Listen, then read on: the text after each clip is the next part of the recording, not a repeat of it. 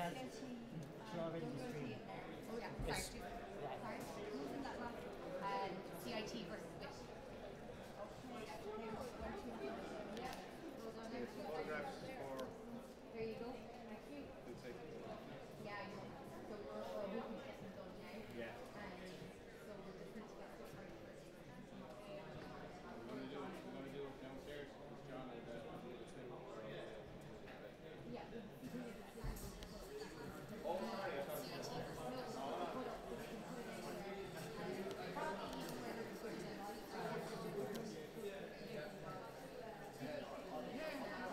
Okay.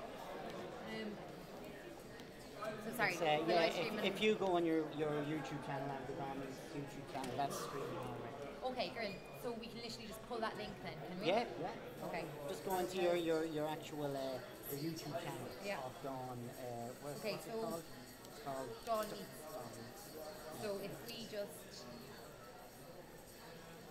okay. I'll tell You Marion. got YouTube on that? Not on this, but it's fine. What I'll just do is I'll tell them to take. So I'll just tell them to pull the link from YouTube. Okay. Yeah, they can go wherever they want. Yeah. Okay. Can you post?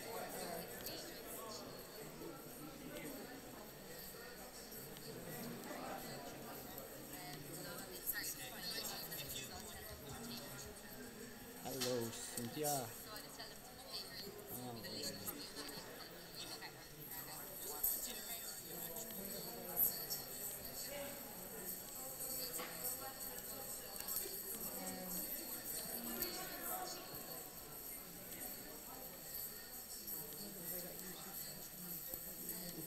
Oh yeah. Okay, so if I go into So search. oh yeah, Dawn enter Mead. tell me.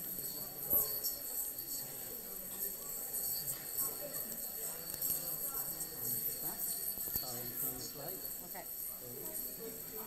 Okay, so if I share this link. Yeah. Oh yeah. Everything. Oh yeah. So if I share this. Yeah. Perfect. Yeah. Twitter.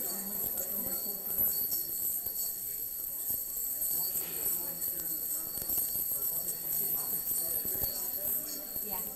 What you're taking on your back. I just might share this link. And then, do you know what? If you would go next to the reflection area and get your so it comes the if you bring it up here, I'm going to take a shot up here and I'll attach it to one of these. No, you're not. If you just bring it up, so it's on the table, and if you bring it up here, we'll attach it on stack and take it home up here. Okay? Okay, live.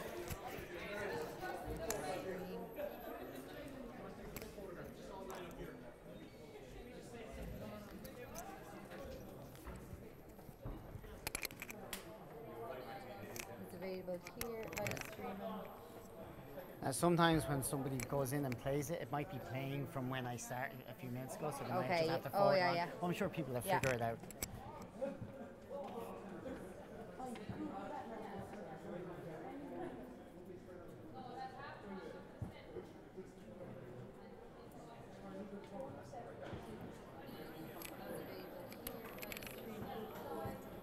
Sometimes Debate. Kicking off at 3:30. See, thing is, the only thing, because we didn't get through. what did you know? We didn't get through, so I come down to the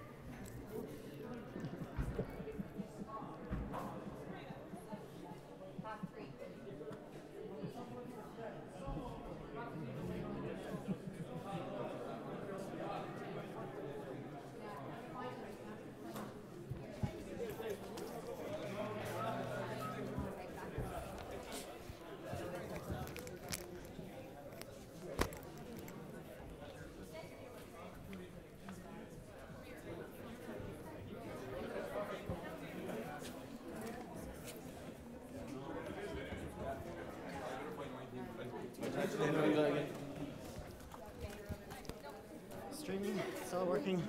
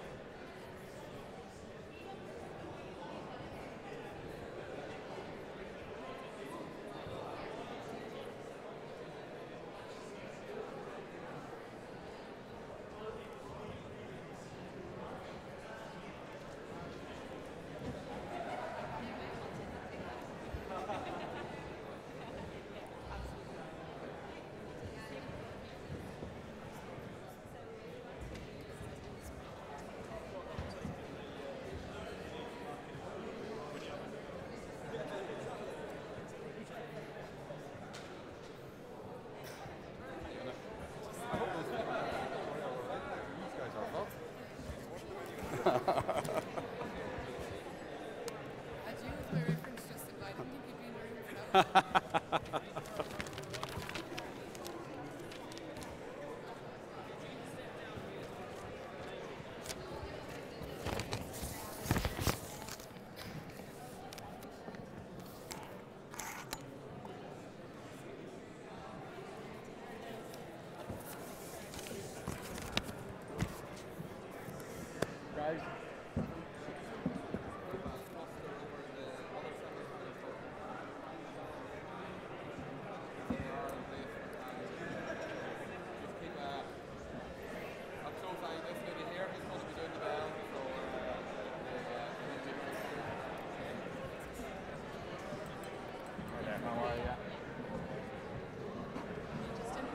Oh, so We can't have you missing the pictures.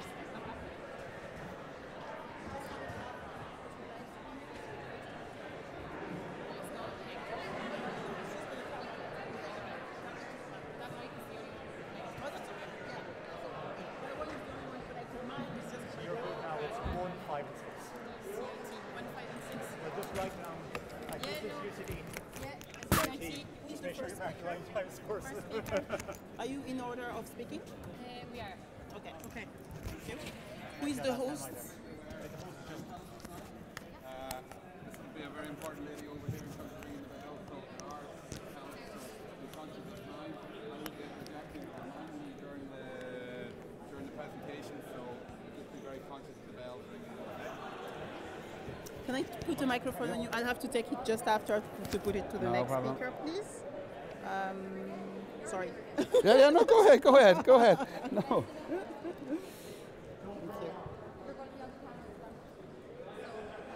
Okay, that should do. Yeah, that's perfect. Okay.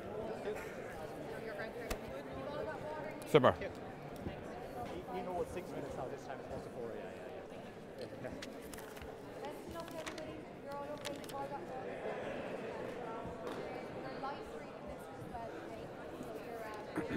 We're live streaming this as well, so it's on YouTube. So the link has gone onto our Twitter page. Onto the Dawn Meets. On the Dawn Meets Twitter page, yeah. So basically, it is available on our YouTube channel.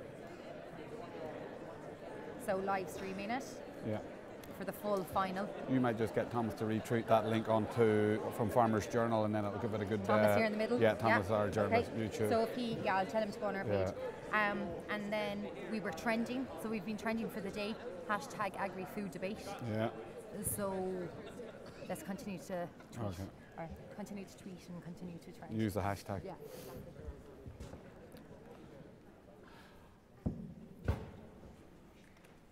I presume with the silence it's time to start. Ladies and gentlemen, you're all very welcome here to the great agri-food debate. And maybe just before we get into the formalities, in terms of some of the technicalities, I'd also welcome those watching online. The event has been live streamed, and for anybody that wants to watch it both in the small screen and in real life, though I don't see the point, but some people might, you can go on to the Dawn Meets Twitter page, and you will get a link back to the Dawn YouTube channel, and you'll be able to watch it there. So a big welcome to all those watching online as well. The event has been trending throughout the day, and we would encourage you to use the #AgriFoodDebate when you're sending your tweets, and then that will make sure it stays well up there in terms of on the Twitter platform. I suppose to welcome everybody here today to the debate.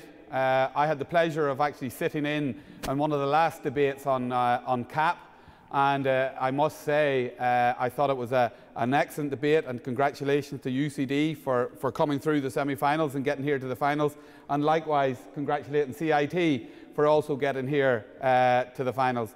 I think you'll all join with me in thanking all the teams that have participated, all the moderators, all the judges, and indeed for Dawn Meets and Mcdonald's for bringing us all here together for this event. So a big round of applause and well done for that.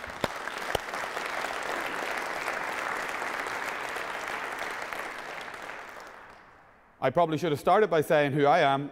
My name's Justin McCarthy. I'm editor of the Irish Farmers Journal, And this, I think, is my third, if not fourth time, maybe third time moderating this debate. But obviously this year, like a lot of things in Don Meets, tends to go from strength to strength, and it's blossomed out. And the last 2 or 3 times I've been in UCD in the Gareth Fitzgerald debating chamber. But what a fantastic facility we have here in WIT. And I would like to thank WIT for making the facility available for this debate and congratulating them on having such a good facility. So thanks very much from all in WIT.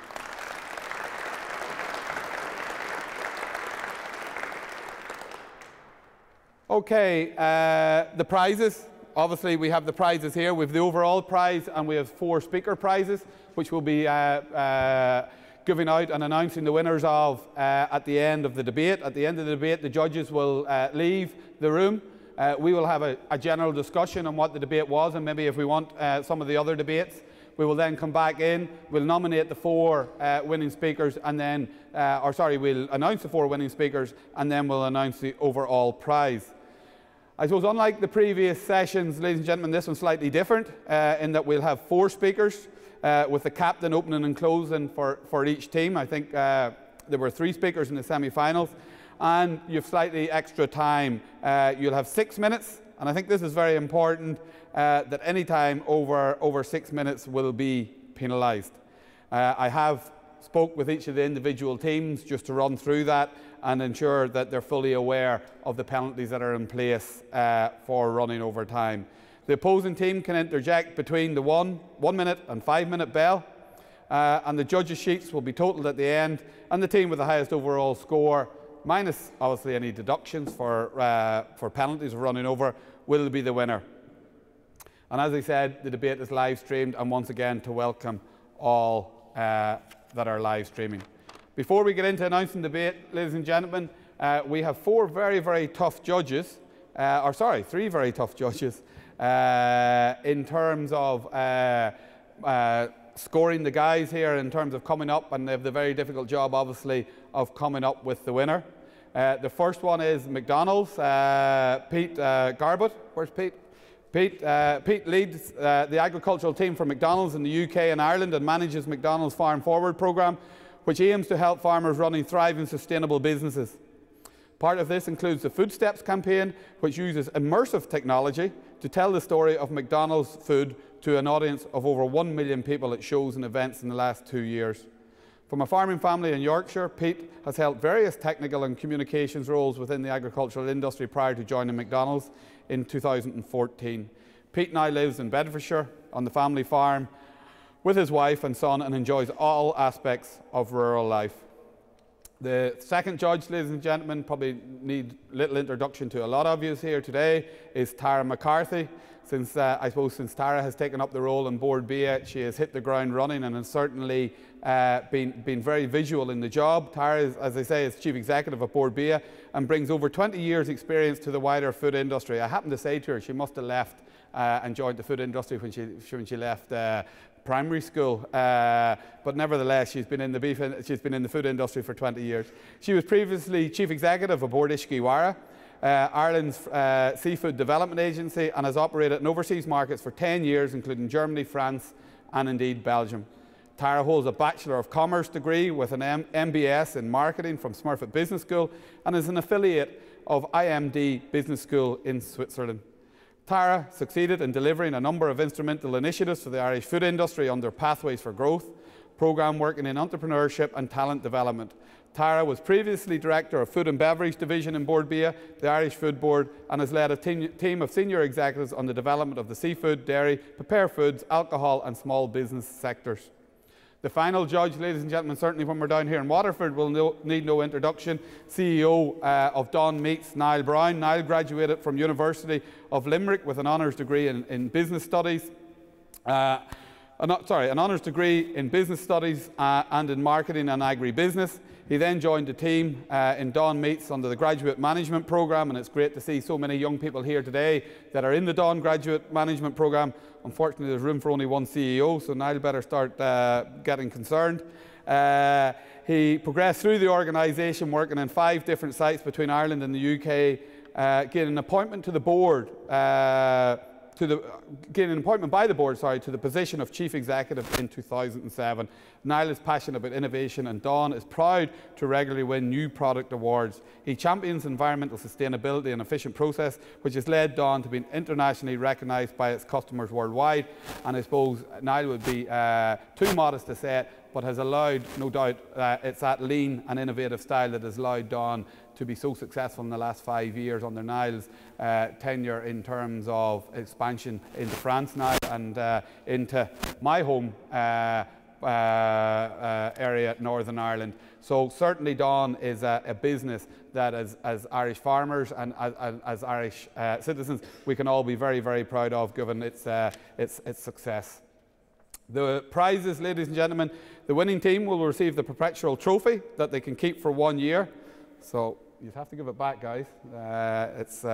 And you're not allowed to fill it with champagne and drink out of it, or any other demeaning activities such as that. 6 members of the winning team will be invited for an overnight visit to Don Meat's plant and given the opportunity to spend time with Don Meat senior management. We'll let you into a little secret. Don extended that to all teams last year, so no pressure, guys.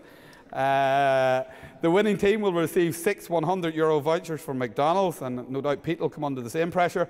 And the best speaker will receive a trophy and a voucher for €250 sponsored by AIB. The rules, ladies and gentlemen, the 3 judges obviously will mark the team separately, and they're suitably spaced out that there can be no looking over each other's shoulders.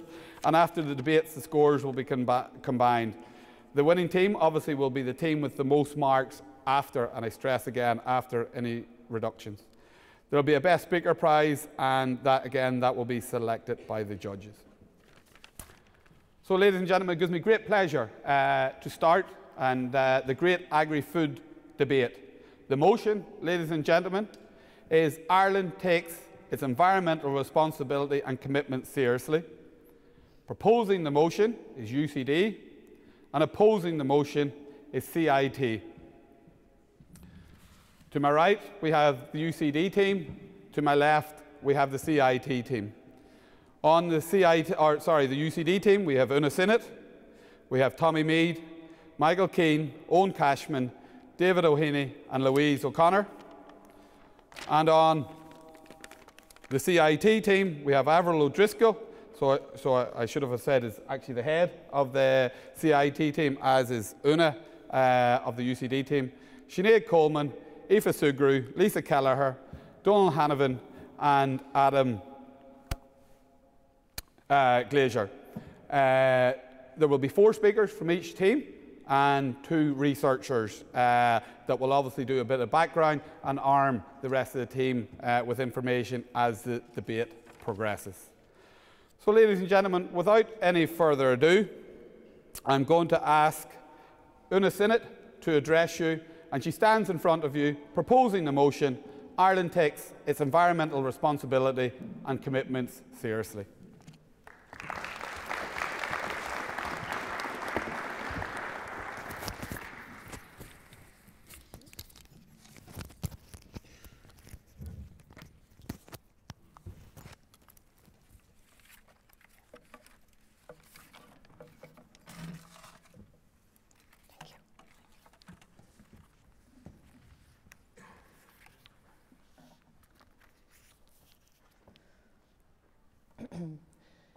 Good afternoon, everybody. Chairperson, adjudicator, members of the opposition, ladies and gentlemen. My name is Una Sinnott and I am the lead speaker for the UCD debating team. My teammates and I are truly honoured to be here today before you in the 2018 final of the Great Agri-Food Debate. We are here to passionately propose the motion that Ireland takes its environmental responsibilities and commitments seriously. Now, the EPA defines the environment as being the surroundings in which a person, animal, place, a living organism lives. A responsibility is defined by the Oxford Dictionary as being your duty to deal with something, and your commitment is your willingness to put your time and energy into something. And to do so seriously means to do so sincerely or in an earnest way. So to reintroduce today's motion, ladies and gentlemen, our job is to show you all how our country as a whole takes our environment, our surroundings seriously. We do not need to convince you of this, ladies and gentlemen. We merely need you to realise all the work that is being done in our country at this present moment in time. We will bring you on a journey from the farm through the industrial site all the way to your homes. Because no matter who you are or what you do, the environment is not solely dependent on one industry. It is a collective effort from every sector and every citizen on our land. So beginning at the grassroots, Owen Cashman, our first speaker, he will represent the 30% of our country's emissions that come from the food and agricultural sector. Owen will discuss how we are a food surplus country and we are leading the way in low emission food production. Our next speaker, David O'Heaney, he will bring you through the industrial site. He will walk you from the farm to the industrial site, where he will discuss the 35% of our country's emissions that come from the industrial sector as well as transport. David will show you how these two sectors are highly committed to our environmental responsibilities. Our third speaker, Tommy Mead, will take the final leap into your homes. He will discuss the final 35% of our emissions that come from energy, residential and waste, how Ireland is leading the world in passive homes and energy ratings. So there's the full circle, ladies and gentlemen, 100% of the way. From farm gate through the industrial sector, all the way until you're at home at your living room beside the open fire, we will show you how Ireland is committed. Now, as the proposition here today, look, I'm going to be honest with you. We're not going to pull the wool over your eyes. There are targets in the 2020 Paris Agreement that we as a country will not meet. But first of all, I just want to introduce you, remind you, or perhaps tell you about the man that signed us up to these agreements. So before the opposition come at us with their facts and their figures, I'm just going to let you know who this man is. A man that guided the Green Party to having no politicians in government. A man that was in government when the country went bankrupt.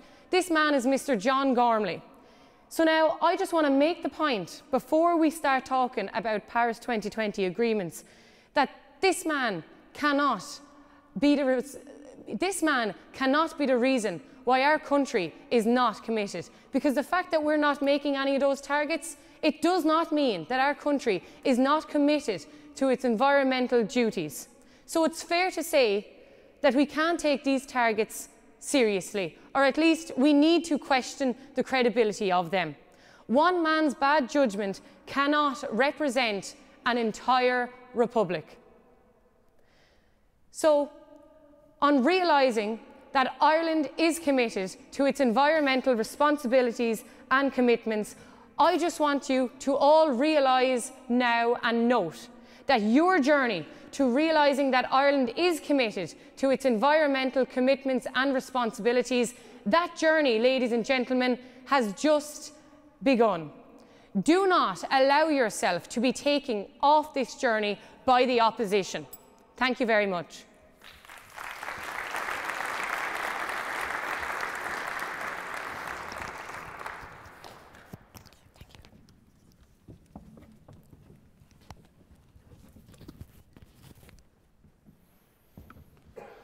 If you're watching, John, we didn't know that was coming. I'm just going to give the judges, until I get the nod from the judges that they're finished their scoring, before we call the next speaker.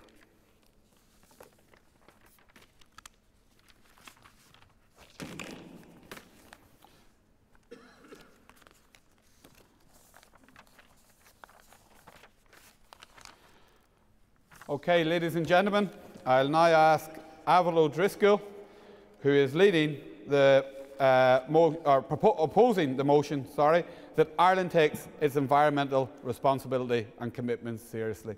Avril, the stage is yours.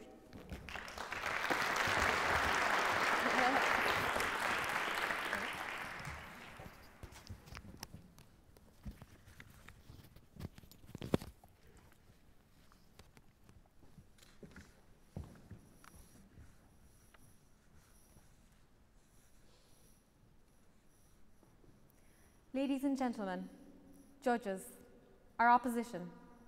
Today, my teammates Sinead, Lisa, Donal and I, Avril, are opposing the motion that Ireland takes its environmental responsibilities and commitments seriously. Now, one would think that Ireland, the Emerald Isle, famous for its vast green landscape, would take its environmental responsibilities and commitments seriously. One might even expect them to top the leaderboard and sail through any targets set to reduce greenhouse gas emissions. But we have a massive dairy sector. The emissions were in fact increased by 3.5% in 2016, a big contributor being methane, a greenhouse gas released by cattle. We've done little to nothing in trying to combat this problem when we compare ourselves to other countries like New Zealand, who have taken their responsibilities seriously and were in turn able to reduce their methane emissions by up to 99%, simply by feeding their cattle. Yeah. The dairy industry has increased milk production by 27%, cow numbers by 22% since 2012. In relation to that, only 8% of our emissions have increased, and that is the best in the world globally. At producing low-emission food, there is no comparison to Ireland. As regards New Zealand, they have water quality issues which have been used as political footballs to ruin the consumer's relationship with the farmers. Yeah, so I'm just trying to make the point that they reduce their emissions simply taking a simple step just by feeding their cattle seaweed. Ireland promised to reduce carbon emissions by 20% by 2020 and increase energy from renewable sources. Now, slow progress is still progress, but progress made while economic activity decreased during the recession has since fallen back to 2009 levels. Now, this is a clear indicator that Ireland takes its economic responsibilities far more serious than it takes its environmental commitments. If you think the economy is more important than your environment, try holding your breath while counting your money. Ireland doesn't remain at the bottom of the leaderboard when it comes to plastic waste though. Our country is currently the top producer of plastic waste in Europe, producing 61 kg of plastic waste per person each year. Even China, the world's largest recyclable materials importer, had to put a ban on importing of plastics from some European countries, including Ireland last year. Now, we've seen and heard about businesses and companies planting a few trees here and there in hopes to at least reduce carbon emissions. But they're being knocked down quicker than they're being planted due to this climate change. Climate change, another responsibility Ireland fails to take seriously. If Ireland really did take its environmental responsibilities and commitments seriously, issues regarding sewage treatment and air pollution would surely be tackled. But unfortunately, 500 million litres, that's half of our waste, is discharged without being treated to the appropriate standard. And air pollution is responsible for up to 1,660 premature deaths in Ireland each year. Point of information. Yeah, go ahead. That's a lovely figure about deaths of Irish air quality, but out of the EU, 95% of countries have worse air quality than Ireland. We're in the top 5%. That'll be addressed by one of my teammates in their speech. Thank you. Ireland's 2020 vision includes limiting and adapting to climate change, clean air, protecting water resources, and sustainable use of resources. It's all well and good making these visions, these promises, but if Ireland can't follow through, as they clearly have not so far, these visions are just visions. They're fairy tale stories, not implemented plans. As the cliche goes, we can definitely talk the talk, but Ireland has failed to walk the walk time and time again when it comes to its environmental responsibilities and commitments. Thank you.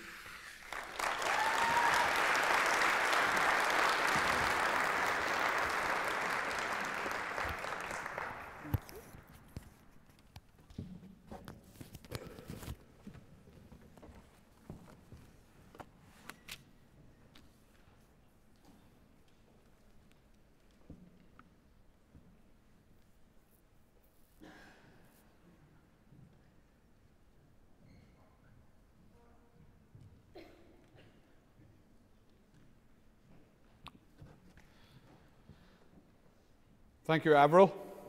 I'll now ask, ladies and gentlemen, Sinead Coleman, who is opposing the motion, to address you.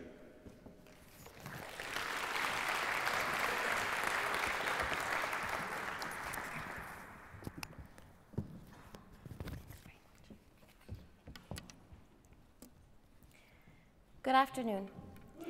The proposition is here today to tell us that Ireland takes its environmental responsibilities and commitments seriously. But do we really? In the open argument, did UCD convince you that we are a nation that has done and are doing enough to protect our environment? Did they convince you that we are serious about our commitment to improving the environment?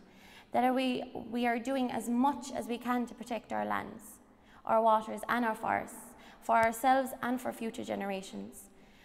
But are we really an environmental friendly nation? Let's look at our individual behaviour. According to the EPA, the total amount of household waste generated in 1996 was 0.98 million tonnes, which increased to 1.5 million tonnes in 2016. This is an enormous increase in waste, and as our population grows, these figures will keep rising unless we change our behaviour and implement change. Every day, we as a nation put our recyclables into our recycling bins. Are we doing this properly? Are we doing this properly and consistently? Do we get lazy and not recycle or push the incorrect material into the recycling bin? Fellow students, do you know what can and cannot be recycled? Have you taken the time to educate yourself on what is considered recyclable? Do we consider where these bins are going? Let's be honest. For most, when these materials are gone out of our homes, it's not our problem anymore. Out of sight, out of mind. Household waste generated in 2016 was estimated at 331 kg per person, which much of this waste exported to faraway places like China, which isn't exactly an environmental friendly country itself. A recent study conducted by Dublin Business School stated that 59% of consumers agreed that the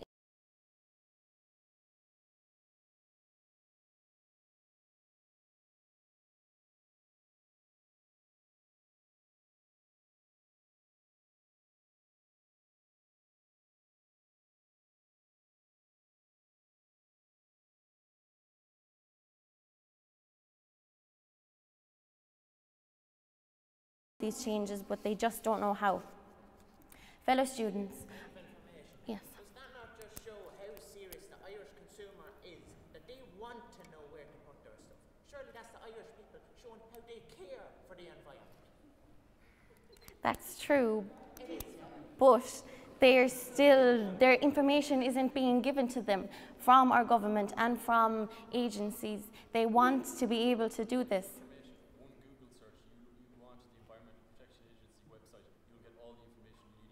Yeah, but the point I'm trying to make is consumers aren't being very environmentally friendly.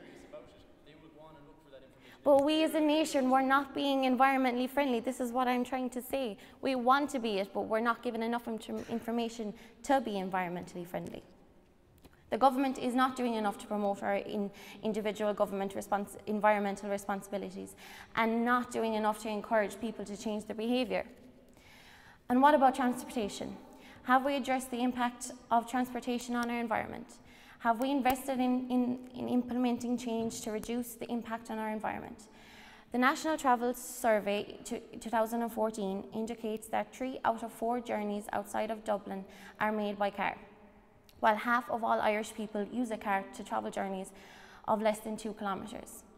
We need to move away from our car dependency, as it significantly and negatively impacts on our environment. But if we asked anyone why do you think this is, the first thing they would say is that it's the weather. Shane Ross, the Minister of Transport, has openly admitted that the main reason people are welded to their cars is due to rainfall. But if you look at other countries like Amsterdam or Copenhagen, they experience just as much or even more rainfall than us, and they still use bicycles as their main method of transport.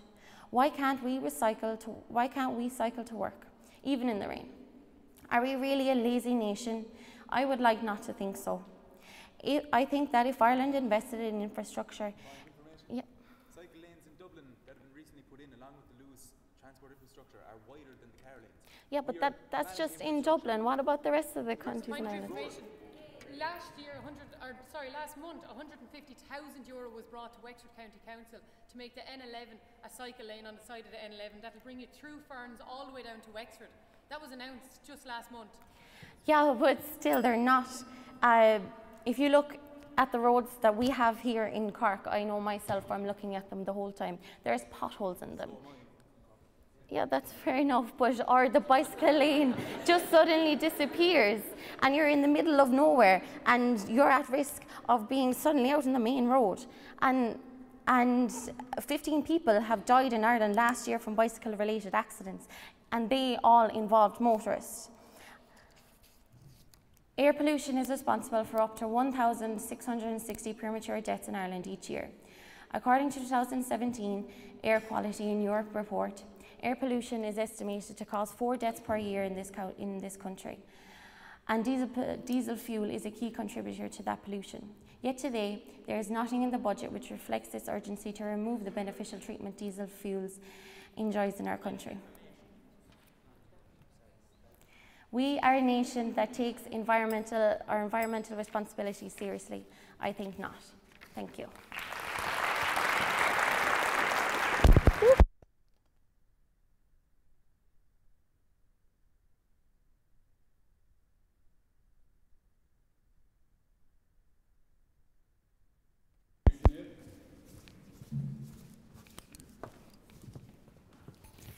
Ladies and gentlemen, perhaps I forgot to mention the most important part of the evening, in that will be a free drinks reception for all back at the Dome after we've concluded proceedings. That will not be open until we've concluded proceedings, so no one is to leave in a rush.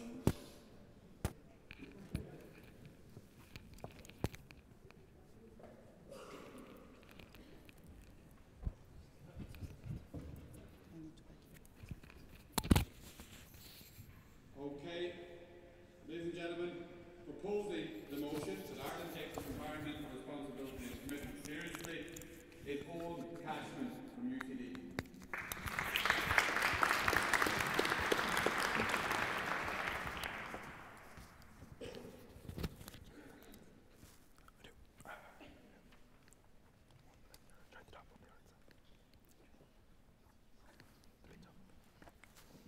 Right, started.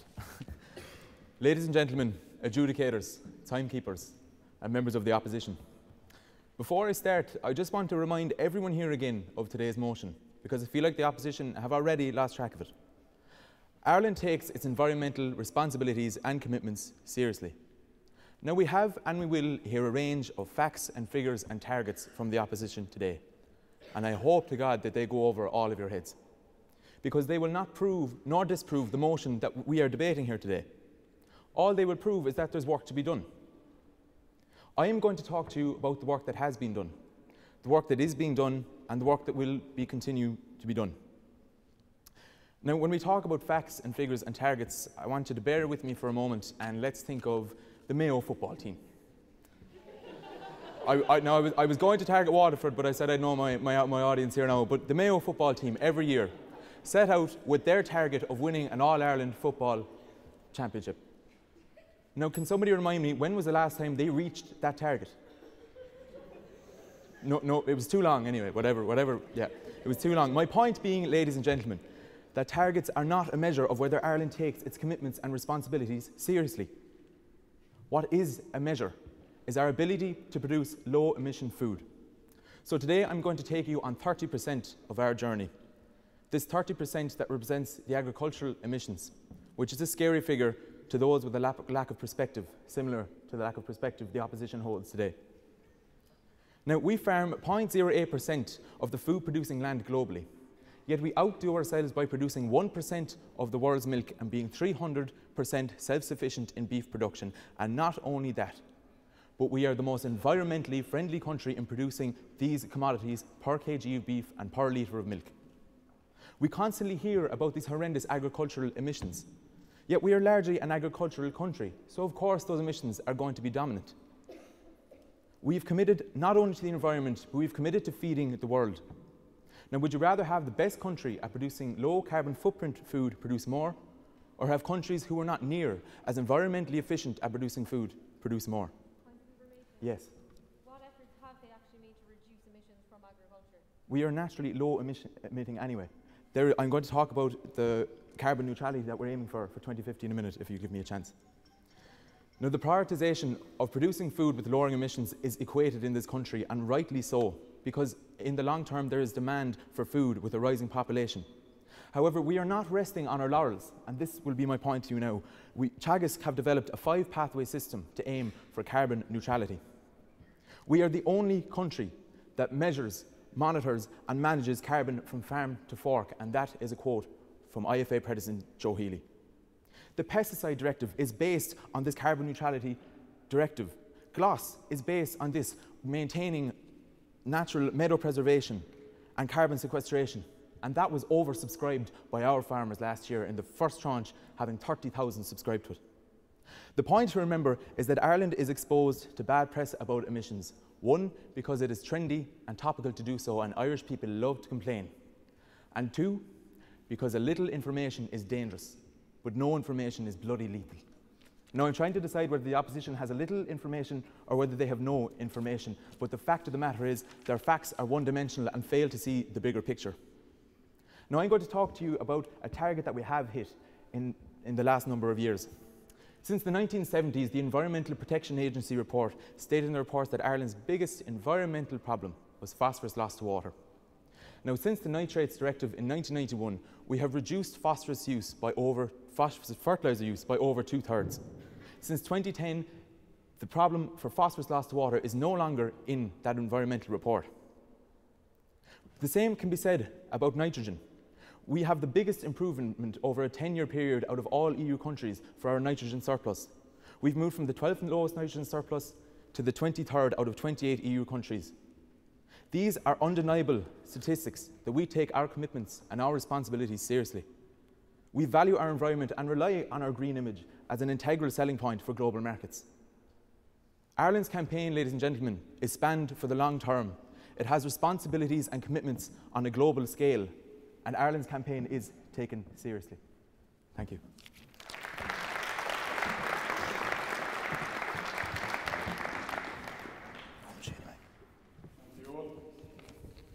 Just a reminder, ladies and gentlemen, if you're tweeting the event today, you have the hashtag agri-food debate.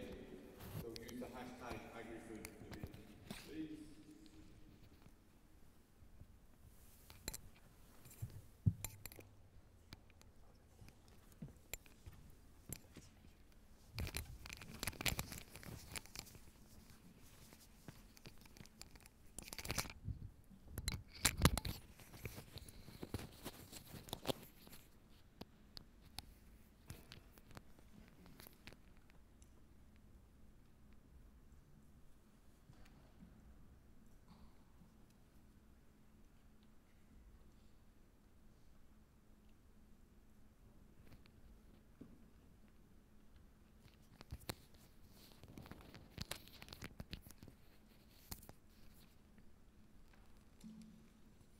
Okay, ladies and gentlemen, I will now ask Lisa Kelleher to tell you why she's opposing the motion that Ireland takes its environmental responsibility and commitment seriously.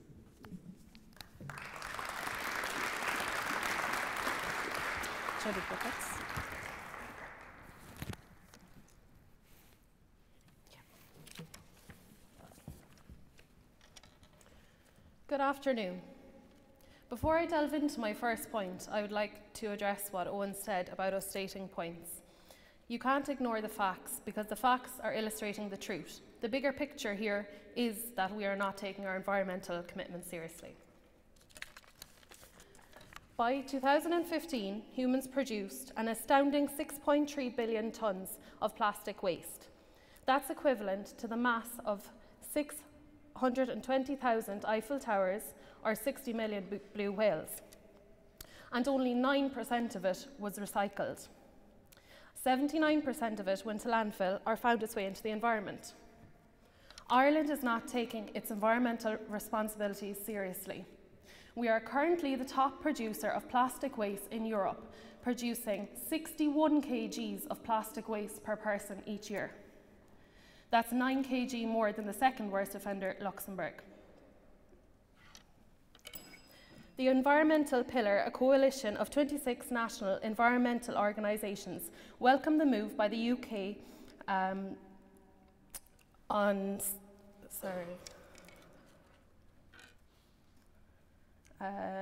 They called on the Irish government to show urgency in bringing about a policy to tackle the growing scourge of plastic pollution. According to the Pillar's budget in 2018, the government should now move to bring in a series of measures to cut down on our plastic consumption, including a levy on all single-use, non-compostable items and a deposit scheme for the return of drinks containers, which is ultimately ignored by the government, according to the coalition. Where is the incentive to recycle? How many coffee cups were used here today? How many of you can honestly say that you haven't bought a takeaway cup of coffee or tea in any given week, if not daily? The government are aware of this issue. Point of information. Yes. The government at the moment is bringing in a ban or a tally on the amount of coffee they are. coming in. But they're, if you let me just go on with this point, I'll get to that now in 2 seconds. So the government are aware of this issue, yet they plan on phasing out the takeaway coffee cups by 2030. So putting it on the long finger again. Surely something can be done to resolve this wastage problem immediately, or at the very least in the next year or so. Point of information. Yes. There's a difference between putting it on the long finger and being realistic. Yeah, there's realistic, and then there's 12 years down the line. I think that's a bit... Very realistic. Point of information, if 12 years down the line we do not see any coffee cup in Ireland, that would be a great goal to achieve. Yeah, it would be a great goal to achieve. I just think that they could do something more urgently, as the pillars have suggested. Currently, 28% of all material placed in household mixed dry recyclable bins is incorrect, with 12% to 38% of recyclable material in recycle bins found to be contaminated, according to a 2016 survey carried out by Repack Limited. I would like to reiterate Sinead's point about individual behaviour. I have to admit that until recently I've been mindlessly throwing plastics into domestic recycling bin without taking proper care to wash and dry, to take a minute and check what can and can't be recycled. It's simply not made clear to us what the protocol is. The government get a slap on the wrist from the EU and feel they have to do something to get them off their backs. In the last number of weeks it's been said that we can't recycle soft plastics. I ask you, what constitutes a soft plastic? I urge the government to follow through on their commitments and invest and advertise exactly what we can and can't recycle, make clear what a soft plastic is. They should also look at opportunities for recycling these plastics. Some countries like Poland recycle them into pellets and use them to make other products. Yes. Yeah, I'm going on. There will be some more.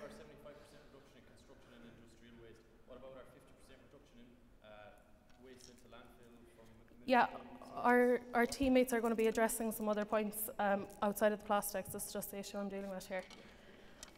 China is the world's largest recyclable materials importer, and it has banned the importing of plastics from European countries, including Ireland, last year. The policy came into effect on the 1st of January, and China has closed its doors to us because, for one, the plastics are unrecyclable due to contamination, and now it's sitting in their landfills, affecting their environment, our environment. China took 95% of Ireland's plastic waste in 2016, but a ban means that that's no longer possible. While many other European nations are searching for an alternative waste management solutions, Ireland is in a particularly dire situation. Ireland's waste levels are to reach crisis levels following the move by China, with government sources stating that there will be no more landfill sites available from next year. Another major issue that isn't being taken seriously by Ireland is the matter of sewage treatment. Half of all sewage produced every day, or more than 500 million litres, is discharged without being treated to the appropriate standard. The Environmental Protection Agency says that raw sewage continues to be discharged without any treatment, and plants are not being properly managed. Some treatment systems are unable to cope with the load being generated, and higher standards from the treatment in Dublin and Cork are not being implemented. To combat environmental issues, every consumer and individual has to change their behaviour, as Sinead discussed. But if Ireland was taking its environmental responsibilities seriously, the government would be be providing some incentive to do so. Thank you. Oh, sorry. Thanks.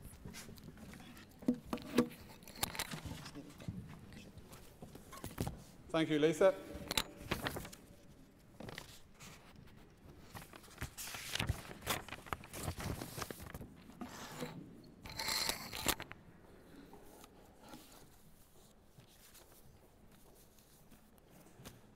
Okay, the judges are getting a little bit quicker. They must be getting used to this scoring now. Ladies and gentlemen, I am now going to ask David O'Heaney, who is proposing the motion that Ireland takes its environmental responsibility and commitment seriously, to address you.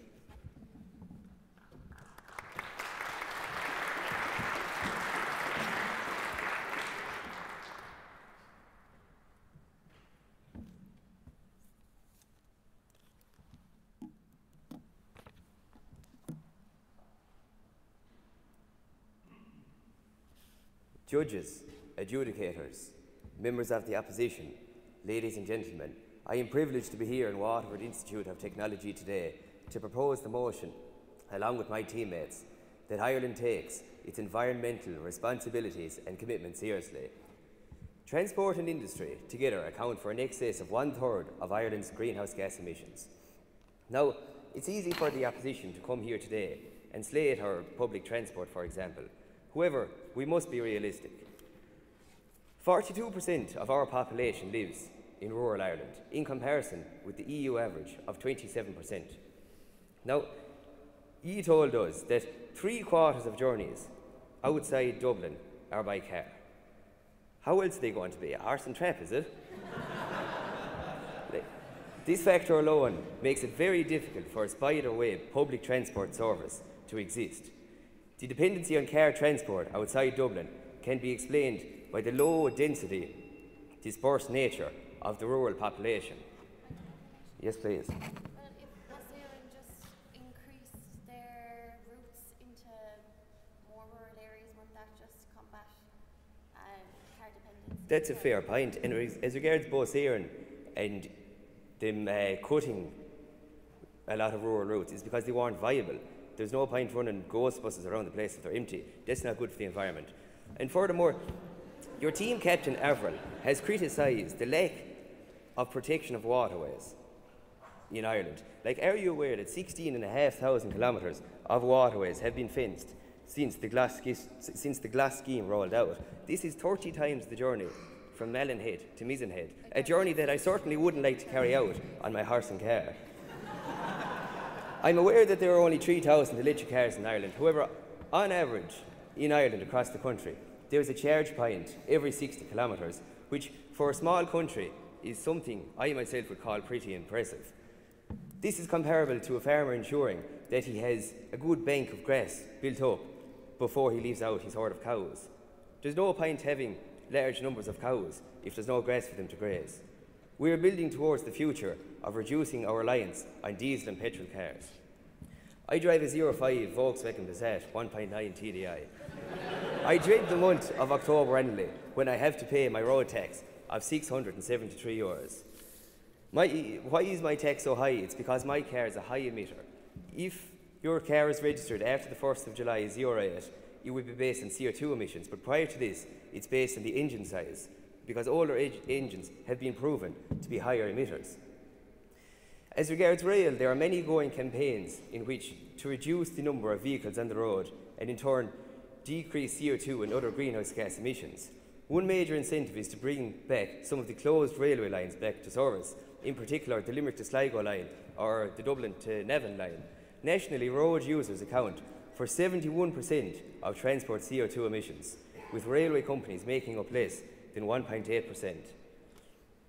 Studies have shown that regular cyclists are as fit as the average person 10 years younger and are less likely to suffer from depression and even sleep better at night. In all our major cities, there is constant work in place to increase the cycle lanes, as Owen highlighted. And in the Dublin Cork, yes? There is actually only about 2% being invested in infrastructure for cyclists at the moment. 2% of? Yeah, it's at 2%. Of? Of what funds? Right. But in Dublin, Cork, Galway and Limerick, the Coca-Cola bike scheme has been rolled out. This has proven to be highly successful. Furthermore, the welfare of cyclists is being considered with the new proposed law that motors must stay 1.5 metres out from them when they are passing them out. As regards our internet, yes? I know, but if the road is acceptable, it will give the cyclists confidence that they won't be knocked down. As regards our internet, the better our broadband services are becoming, the more companies will use them to increase teleworking across the country. This further reduces the number of cars on the road, reducing journeys to and from work. Now, back to our buses. In 2017, Dublin City Council increased bus lanes and decreased car lanes in Dublin city centre. This in turn showed a decrease in car numbers by 25%, and furthermore, an increase in public transport. I've 4 of them taken already, I don't have time. And furthermore, increases the use of public transport services. And walking. Walking is the most environmentally friendly form of transport, with no emissions, and is the second most popular way to visit Dublin city centre in 2017 after taking the bus. From the aforementioned, and with the constant work in place to improve transport and industry within the country, it is clear that Ireland is taking its environmental responsibilities and commitment seriously, and I hope that you too today will propose this motion. Thank you.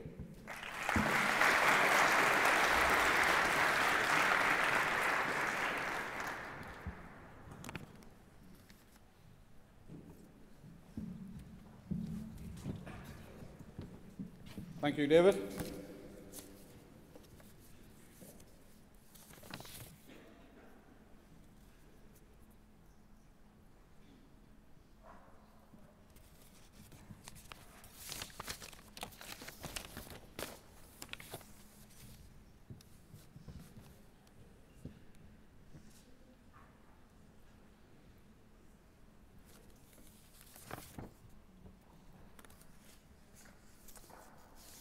Okay, ladies and gentlemen, I am now going to ask Donal Hanavan, who is opposing the motion, Ireland takes its environmental responsibility and commitment seriously, to address you. This is the mic. Please don't put in economics. Chairperson, adjudicators, fellow speakers, members of the House, ladies and gentlemen. Going green costs money. Money that Ireland does not have and has not had since the recession struck. This country was barely surviving, let alone willing to finance environmental strategies that would put severe pressure on the few industries that were surviving through the recession. We already have enough people without jobs to add to the unemployment list. Livestock leads the charts in terms of greenhouse gases produced in Ireland. As agriculture is one of the biggest industries in Ireland, it would be highly unlikely that the government of this country will penalise farmers to reduce these gases with Brexit on the horizon. We have not reached a single target set out by the COP21 agreement. As we are now within 2 years of this, it is highly unlikely that we will ever reach any of these targets set out. If Ireland continues its negative trend in terms of greenhouse gases, we could see ourselves facing a €450 million fine in 2020. Okay. To attack the farmer in terms of their emissions is just simply unfair, as I have explained in my argument. Yeah, well, I will actually I have more detailed points that I'll get to soon. So, but instead of reducing our greenhouse gas emissions, Ireland has managed to raise theirs. A study undertaken by the EPA said Ireland's greenhouse gas emissions rose by 3.5% in 2016, which equates to 61.69 tonnes of CO2. Yes?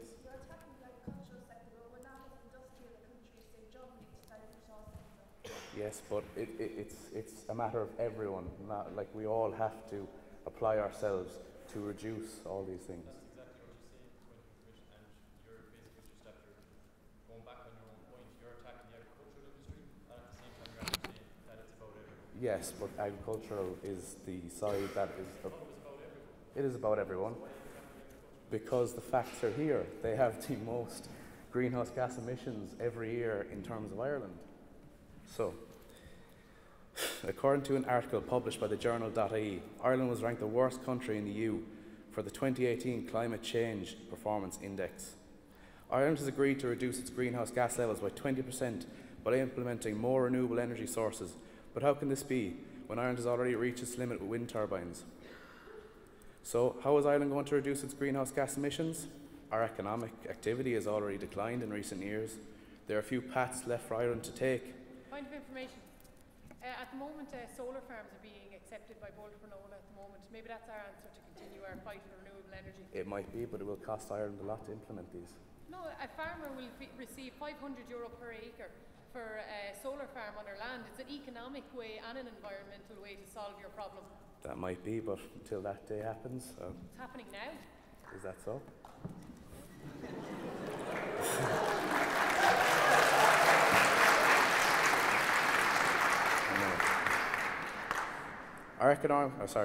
As I said before, livestock produces the most greenhouse gases in Ireland. So can they not just reduce the livestock levels? The answer is no. Ireland is heavily invested in its livestock. With more than 270,000 people working as farmers in Ireland, You're highlighting the importance of the agricultural sector, which has no other interest to dilute those emissions. Why, in God's name, would you target the people who are producing the lowest emission food in the world? Sorry, no, I've taken too many points. I want to continue with my speech. That's fine. I will. No. Ireland has backed itself into a corner that will find very difficult to get out of. The Climate Change Advisory Council reported that to the Citizens' Assembly in November 2017 and advised Ireland needs to take urgent action to reduce greenhouse gas emissions to meet 2030 targets. Does this mean that everyone has just accepted that Ireland cannot reach its 2020 quota? What does that say about Ireland? That we don't take our environmental responsibility seriously? It seems to be this way. Ireland had the option to be self-sustainable in terms of fuels and renewable gases. The farmland not suitable or profitable for farming. Ireland is yet to embrace its natural resources, as we should. The potential to produce our own means of energy is astounding. Through high biodiversity engineering biomass, willow, miscanthus, and biomass renewal by product systems such as whey, methane from manure, and even wood dust. The potential for us to be self-sustainable is prevalent, but Ireland is just being naive, or are we just being stupid? Now that Ireland has passed the motion to stop any form of fracking off the coast of Ireland, it needs to find a way to sustain our fuel needs. How can anyone possibly think we are taking our environmental responsibility seriously when we're leaving such an opportunity a begging? Ireland is also leaving a negative carbon footprint as we import more than 85% of our fruits and vegetables from faraway places such as Brazil and California. In addition, nearly all our crops, other than other natural derived medicines and cosmetics, are imported in the region, 95%. With Ireland under question of late about the fact of our poor track record for checking foods for genetically modified content, to this day we have the lowest resourced laboratory system for analysing our agricultural products in Western Europe, especially foods for humans and animals. In that traceability, Irish and European consumers value greatly. I'll leave you today by saying that the responsibility for addressing environmental issues is not just the preserve of governmental bodies. We need to remember that this is a shared responsibility with every member of our society. We need to take action before it's too late. Ireland needs to take its environmental responsibility seriously. Thank you.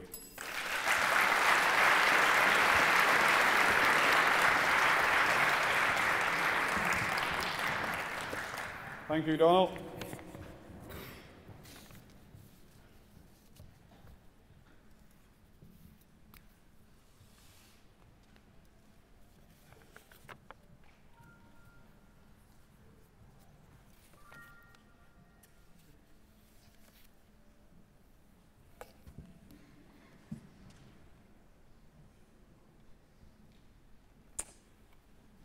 Okay, ladies and gentlemen, I'm now going to ask Tommy Mead, who is proposing the motion, Ireland takes its environmental responsibility and commitment seriously, to address you.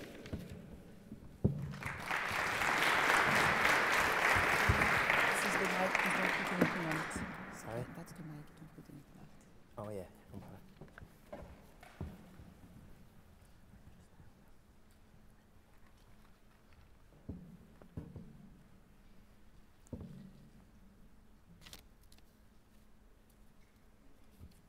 Ladies and gentlemen, as outlined by Una Sinnott there, I'm going to talk to you how energy and residential and waste account for the remaining 35% of the emissions, while also combating every single part of the environment. Now, I want to start by saying how insulted I am, and I assure many of the people here of how the Irish farmers were attacked. Well, let me tell you, last year on the 23rd of January, I got a phone call, and I was told my uncle and my cousin were covered in slurry. We threw the rope into the back of the Jeep, we rushed up the Dublin Derry Road, the N2, we saw a river of slurry going into the Boyne, the River Boyne. And we went up that lane, and I saw my uncle there, I saw my cousin there, and thank God they weren't in the slurry. But what was happening was, from a 230,000 gallon silo slurry tank, overground, a pipe had burst from the pressure of the slurry, and the slurry was shooting up, maybe not quite the height of the building, but that's what I wrote down. and the ambulance, the Gardaí and the fire brigade all arrived, and they told my uncle to get away, and he wouldn't. He was putting his life at risk, trying to get 6 bolts back into that pipe. He was putting his life at risk for the fish in the River Boyne, so he was. And you have the audacity to say he was not taking the environment seriously. Well, be God, I don't know what to say. and now I'm going to tell you something else now. We've been told that how New Zealand were great. Well, I'm going to tell you a fact here. Our coastlines have achieved 88 blue flags. Compare this to England, with substantially more coastline. How much do they have? 56. And New Zealand, which you think is great, have 0. Surely that just shows New Zealand is not the way to be watching. So I'm telling you, Ireland is the way to be looking. If you look at our litter, the attitude of the Irish people has changed so much. 1 in 5 people smoke today. I was surprised that was so high. But what happens is 60% of our litter comes from smokers, a minority of these 1 in 5 people. Surely that just shows that a minority's impact, a minority of the people in Ireland, is so impactful and so damaging because all of our attitudes as a collective nation has changed so much. Now I'm dropping pages and everything here. If you look at the energy and the electricity, they're saying we're not meeting targets, but they were the most ambitious targets for 2020, to increase to 40% renewable electricity. If you look at Croke Park, the first stadium in the world to be carbon neutral. And if you look from 2003, we have 190 new wind farms. But this opposition want to tell us we should be prioritising certain aspects of the environment over others. That is wrong. What we have to do as a nation is prioritise every aspect of the environment, whether it be noise, the biodiversity, how something looks. If you put a pillar right in front of me, you wouldn't see me gorgeous face. And that would be affecting the environment. If we look at my local area of Wilkinstown, the windmills were objected to by a man. His son had Down syndrome. And what he was objecting for was the environment of his son, because the noise from these turbines beside his house, the reflection, the flicker of the light would affect him. Surely it was our responsibility and our commitment to look after this environment. And you know what? We done so. Now, the thing I'm going to introduce you is the passive home. And for many years that study construction studies in the Leaving Cert, you know how incremental this is in the environment. But for the rest of you, a passive home is a low carbon, low environmental, ultra low energy, highly insulated building. And if you look at the Intergovernmental Panel on Climate Change 2014, they single out the passive home as one of the key factors to reducing our climate change. And we are leading the way as a nation. If you look at Munster Joinery, if you look at Kingspan, these are some of the biggest players for passive homes, and they're in our country because we're leading the way. We have over 300 certified passive home designers. We have more passive home tradesmen or women than any other country in the world.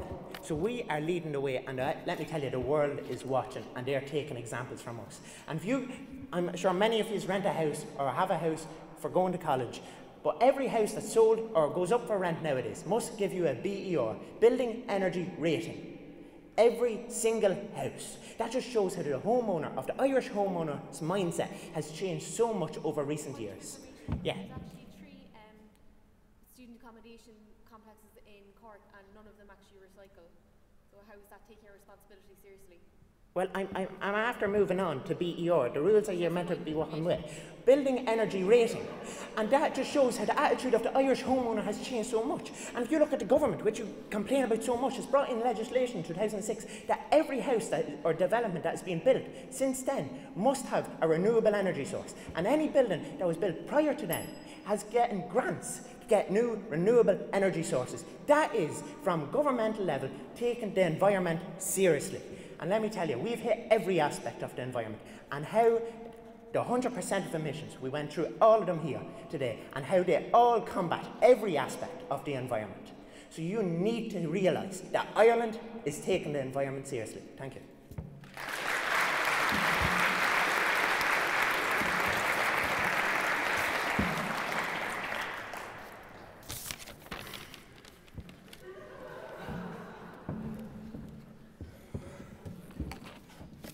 Oh.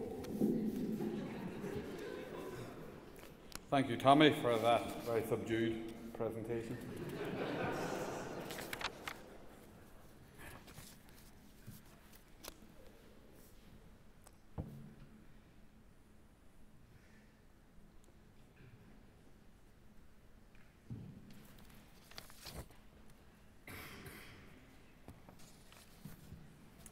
Okay, ladies and gentlemen, that concludes our 4 speakers.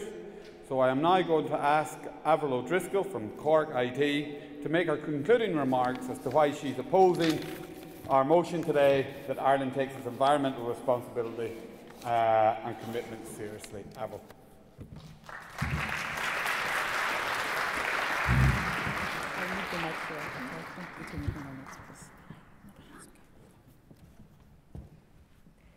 Ladies and gentlemen, judges, our opposition. An Irishman asked the Mexican, "Tell me what you mean by manana." "It means, wait until tomorrow," replied the Mexican. So the Irishman responded, "Well, we don't have anything nearly that urgent in Ireland."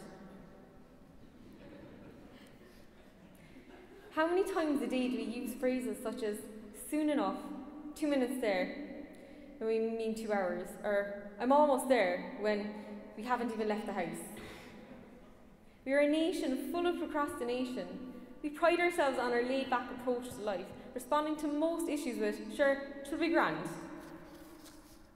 Although we can admire our optimistic attitude towards many difficulties we may face when it comes to environmental responsibilities and commitments, a cheerful, "be grand" attitude is not acceptable. Just last December, local authorities in Ireland gave permission to a company owned by Donald Trump to build a 38,000-tonne seawall at his golf course in the west of Ireland. A seawall to protect his land. Not to overuse some Irish phrases, but are they having a laugh? Point of information, he hasn't built a wall around Mexico yet, so I'm sure he's not going to build that wall either. Yeah, so the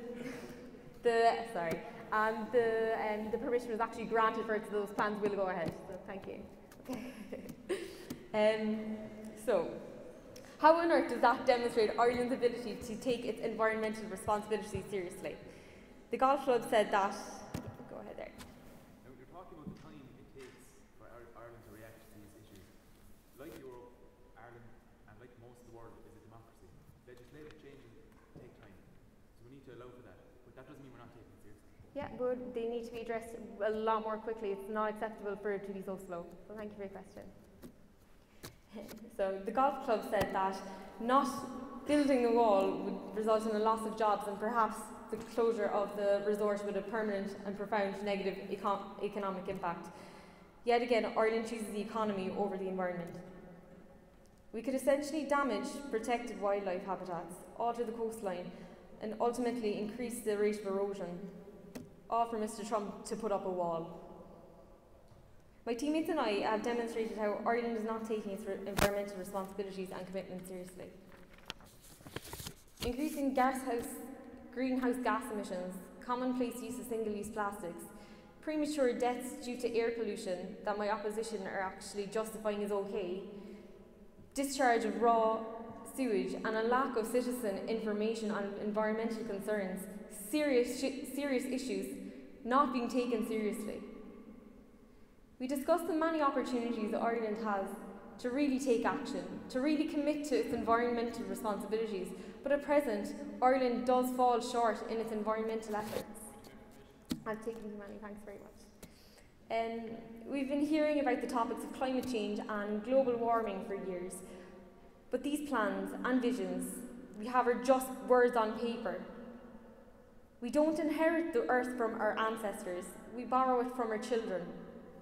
So if we cared about the next generation, should we not think about taking our responsibilities more seriously now? This generation, us. It's up to us to implement change now, not tomorrow, not next year, not in 10 years, now. We need to throw this sure luck 'twill be grand mentality out the window, because frankly, it won't be grand.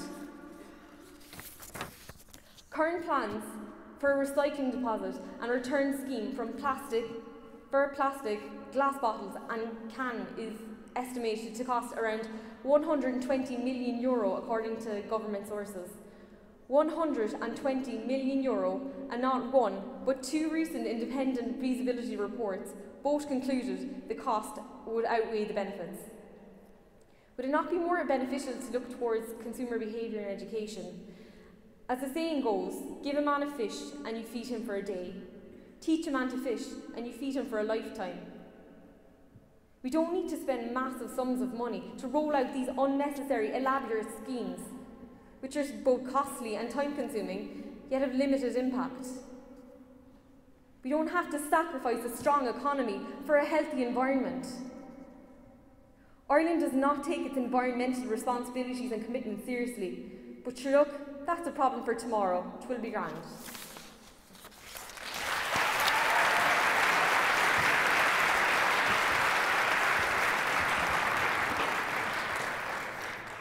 Thank you, Avril, and well done to Cork IT.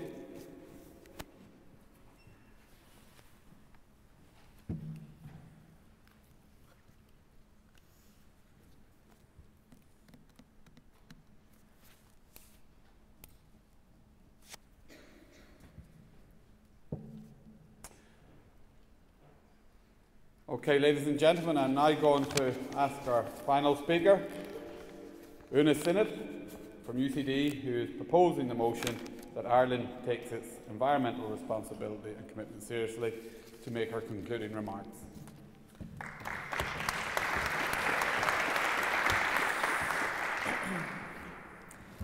Hello, ladies and gentlemen, once again. Before I begin, I just want to remind everybody about the motion. Ireland takes its environmental responsibilities and commitments seriously. Now, I genuinely believe there's one part to this that the opposition here have purposely left out, perhaps. But the fact is that Ireland is much more than a government or than politicians. And Lisa and your second speaker, you spoke all about the government and all about politicians and legislators and things like this. I want to answer this in two ways. The first way I want to answer it, I want to say that we as a nation, or Ireland, is its people in its entirety. It is not just the people that sit in Leinster House. And I think we'd all be very passionate about that if we came up here to talk about it. Secondly, I want to mention that the government have done a lot of things to help our environment. I'm going to touch on two things, just to rebuttal some of your points. One was on the cycle lanes. As I mentioned, just in January of this year, the government put out the Rural Recreational Scheme. And I know that Wexford is receiving over €100,000 for that scheme, and it is going to a Wexford Greenway. Now that we're in Waterford, we know that Waterford are benefiting hugely from their Greenway. So Wexford are going to build towards this themselves. And also it'll help people cycle from different towns in Wexford. And now, I know one of you are from Cork, and you mentioned it's not happening in Cork. Believe me, if Wexford is getting more than 100,000, I'm sure Cork is getting much more than 100,000. Now, also is the European Innovation Partnership, which is a scheme that UCD worked very hard on, Dr. Helen Sheridan, and it has recently got the approval of €44 million. This is affecting all the 36 counties in the Republic of Ireland for schemes such as the one close to me, which is a Black Mountain, or the Black Stairs Mountain, where they are going to look towards keeping the habitat safe on that mountain. So these are just two things that the government has done in the past since the start of the year to combat what you're saying, that the government is doing nothing. But if you're going to look at certain parts of the argument, then of course you'll have this sort of view. But that is not what we did today here as the proposition. We divided the emitters of our country into their sections. Owen Cashman looked at the first 30%, which is the food and agri industry. To come back on Donald's point that this is our biggest emitter, lads, we didn't get an industrial revolution here in Ireland. The agricultural sector is our biggest indigenous sector. It has to be our biggest emitter. And you're going to have to make up 100% no matter what you do. So if it is 30%, it's a justified 30%. As we move on to David O'Heaney, he walked from the farm into the industrial site and he spoke about 35% that comes from transport and industry, discussing how businesses out there are encouraging people to work from home, teleworking, and that is helping people not be on the road. And then just in transport alone, there has been shown commitments to the environment. Finally, Tommy Mead, he brought you right straight to your home, where he discussed how Ireland is not just leading Europe, but it is leading the world in passive homes. And energy ratings are improving also. Secondly, another thing that the opposition here have focused on, our motion today is Ireland takes its environmental responsibilities seriously. That is in the present tense. There was referral to quotes or to some facts and figures from 2009 by Avril and her opening statement.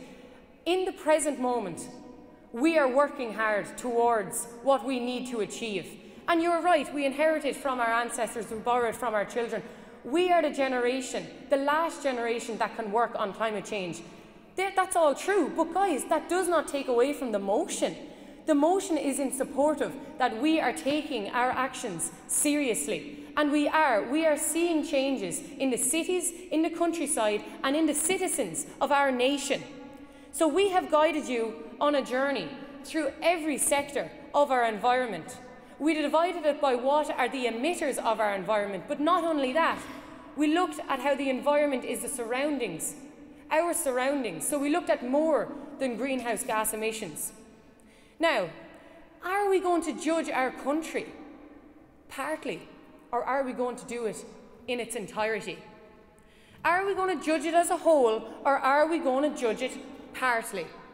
Well, if you're going to judge anything, I urge you to judge it as its entirety, and I urge you to judge our team from our honesty. Never let yourself believe that Ireland is anything less than it is. Judge Ireland as its entirety.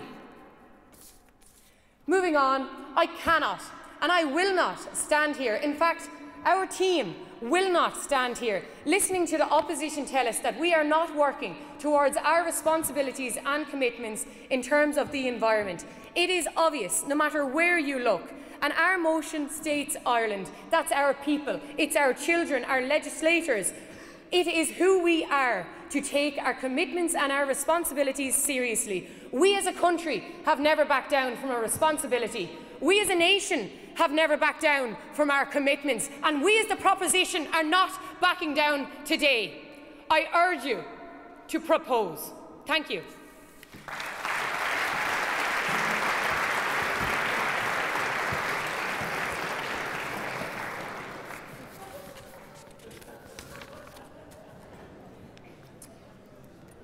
Okay, ladies and gentlemen, that concludes our speakers' debate. It's now time for the judges to go off and make what I'm sure will be a very difficult decision. David, are the judges going to leave the room?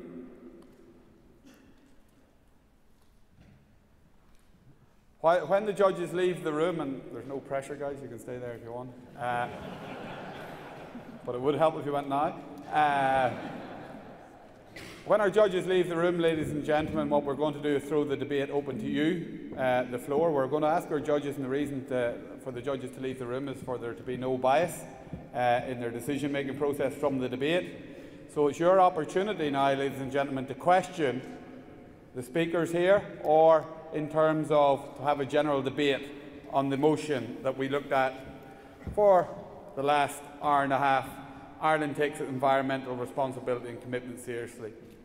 Before we do so, ladies and gentlemen, I think it would be behoving on us all to show our appreciation to both teams for such an enjoyable and informative hour and a half.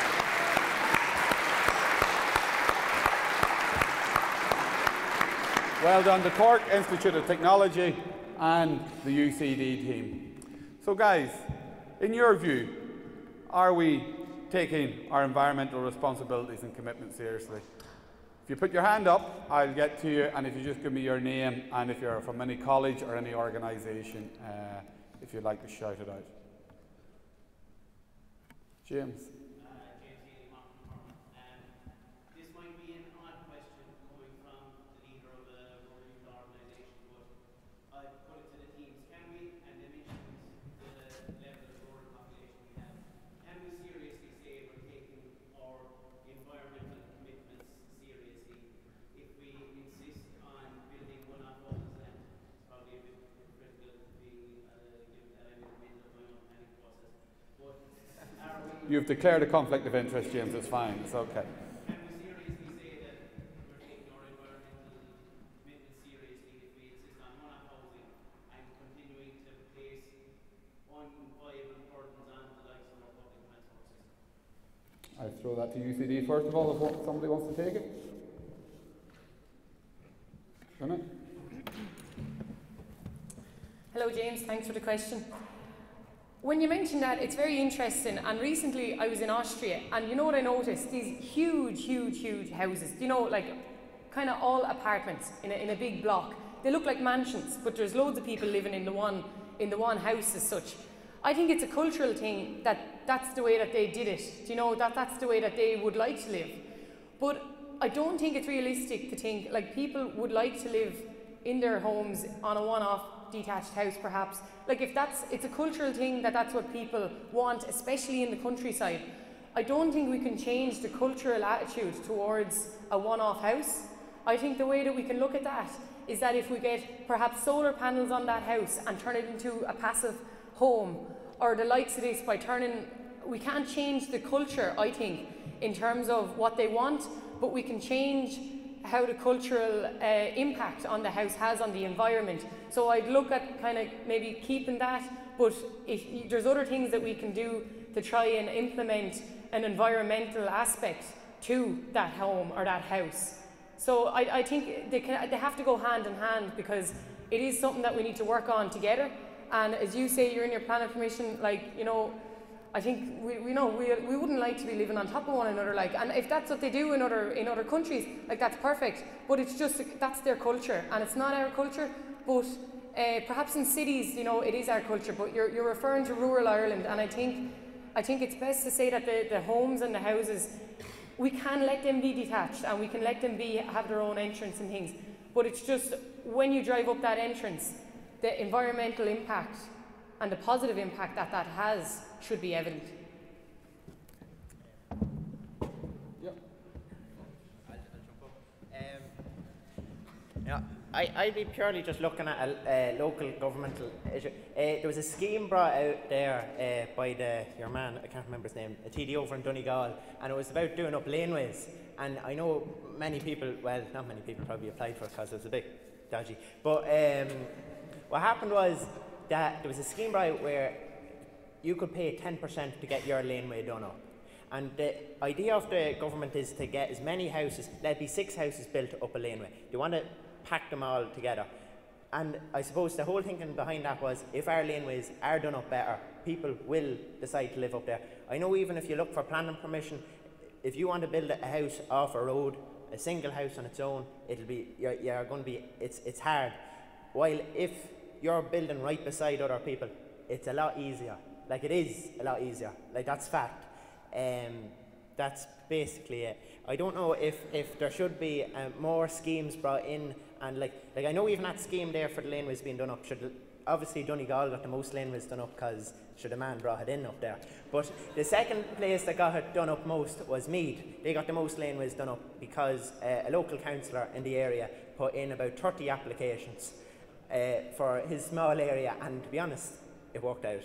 So there should be more incentives to do up laneways, and then you'd have your houses up there. That'd be my opinion. Good man, Tommy.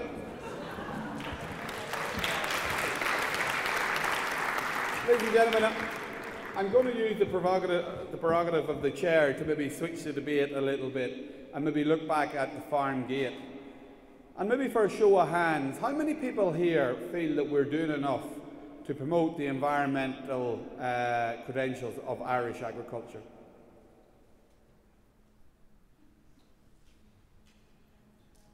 Okay, how many people don't, or just to ascertain if the rest of you are asleep? Okay. So who said they don't? Give me, so whoever said oh sorry, there's a young lad with a hoodie there with two ropes on. You said that they do. So maybe give us a few comments on that. Stand up there, you might elevate the voice a little bit.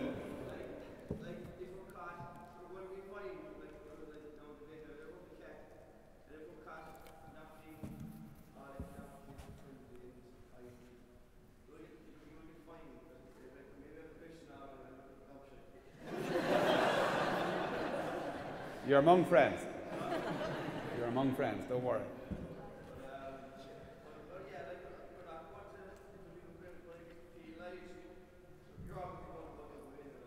Yeah. Okay.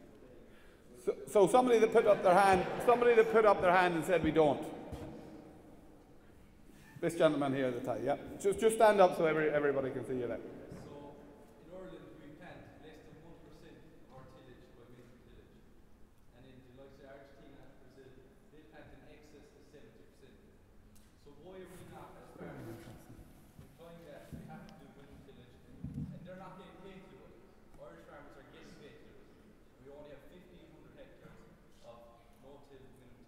Are you a tillage farmer yourself? No. Yeah, and I suppose, guys, I think in all aspects of this we have to look, and you can take stats from other countries and whatnot, but there are contributing factors to it as well in terms of like the season. The drill can go in after the combine in Argentina. The land types are different and whatnot. But your point is still valid in terms of surely there's scope to bring aspects of that technology into our farming systems. Okay, so the next question is, what should we be doing? Are we communicating? Let's say, right, we might not be doing everything perfect, but we do have an industry that has a low carbon footprint, one of the lowest in dairy, in the top 5 in the world on beef production.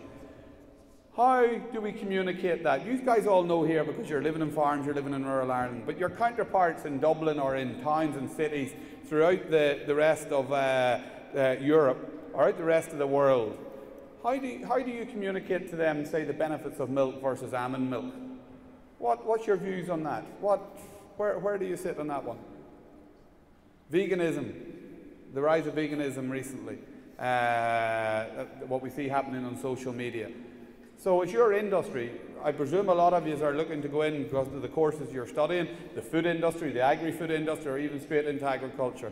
What should we be doing to make sure the industry is protected?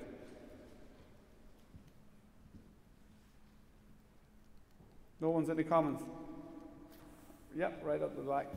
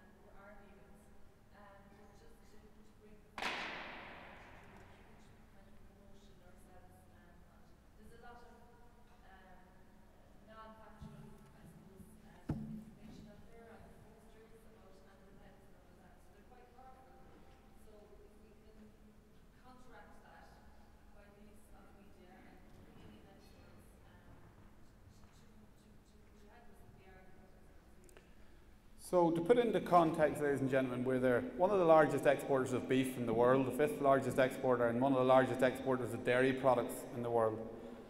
How many people, a show of hands here, think that their children will be eating less beef and less dairy in 10 or 15 years, dairy products in 10 or 15 years' time?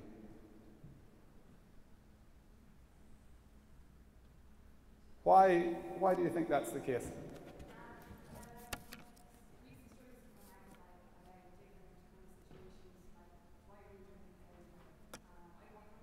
Mm-hmm.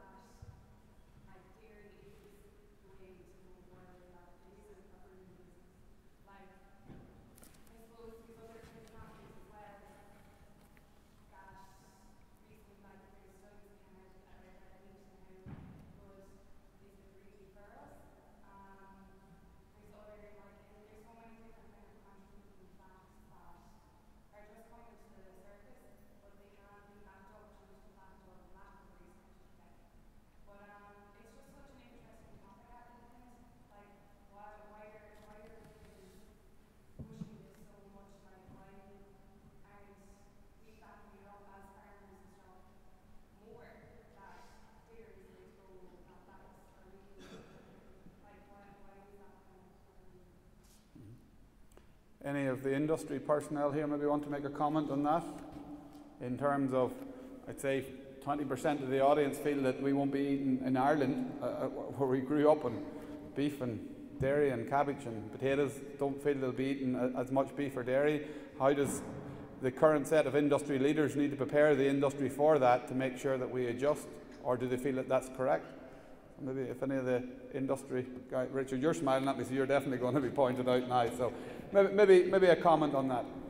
Yeah, I think it's generally fair to say that the amount of social media airtime that is garnered by groups like vegans and other minority groups within society who hold an alternative view would be disproportionate to the share of the population that they represent.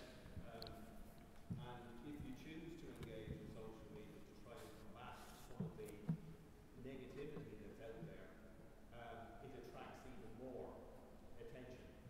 And you're effectively given more oxygen to a debate that isn't based in a lot of instances on fact in the first instance. So what we as an industry, as a food industry, have to do is become more effective at communicating the positive attributes of the products that we produce, the nutritional benefits associated with the products that we produce. And it's something that we wouldn't have been very effective at doing historically. So there's a lot more research going into the composition of the foods that we produce, the nutritional positives associated with those products, and where the modern diet is actually deficient in a lot of the vitamins and minerals that are contained within the products we're actually producing. Things that we traditionally took for granted as an agricultural nation in many respects, we have to now go out and sell in a more positive way, backed up by science. Because the one thing that will convince people is science and the facts behind the proposition we're trying to put out there. So everybody will be familiar with Origin Green, for example, from an environmental perspective. And there are many aspects to that Origin Green program. But again, it's essentially about selling the proposition to consumers around the globe in terms of what we're doing to protect the environment and enhance the conditions under which we're producing our food in the first instance. And it's only by getting out there and telling your story and backing it up with baseline information in terms of data, what your baseline is, and how you can show over a period of time that you're demonstrating continuous improvement.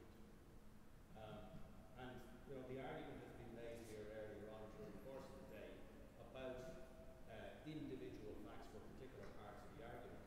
But just because things have happened a certain way in the past doesn't mean that that needs to continue to be the case into the future. effectively that's intellectual laziness.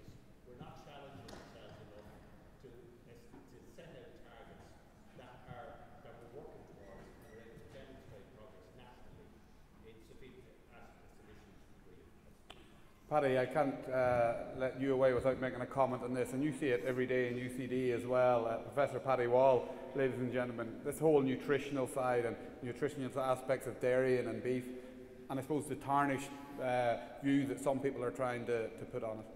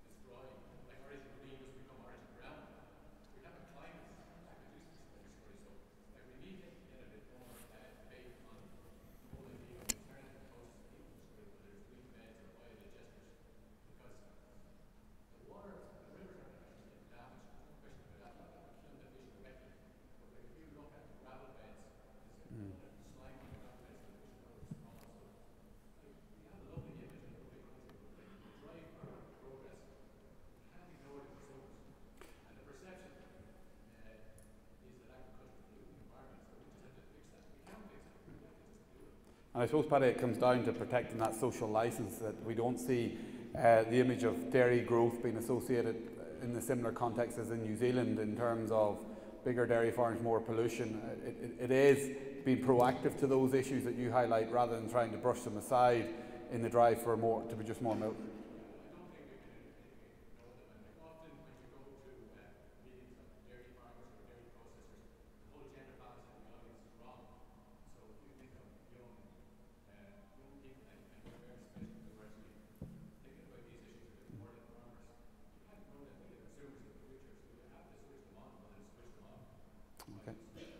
Okay, ladies and gentlemen, I see the judges have returned. They're all still sitting, well, they're sitting closer beside each other now than they were. So that's a good sign that they haven't fallen out. David, have we a bit of smoke? So, guys, David has been the man that has organised most of this. So, just to say thank you to David. He's keeping me in the straight and narrow, so he is. So, well done, David.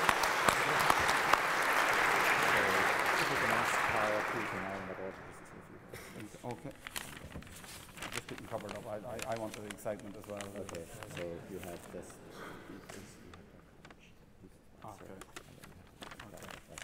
You showed me the winner. Ladies and gentlemen, I'm going to ask the judges, before we go through the winners, I'm going to ask the judges to give their comments. So first up, I'm going to ask Tara Mccarthy, CEO of Board Bia, to address you and give her your view. Or give.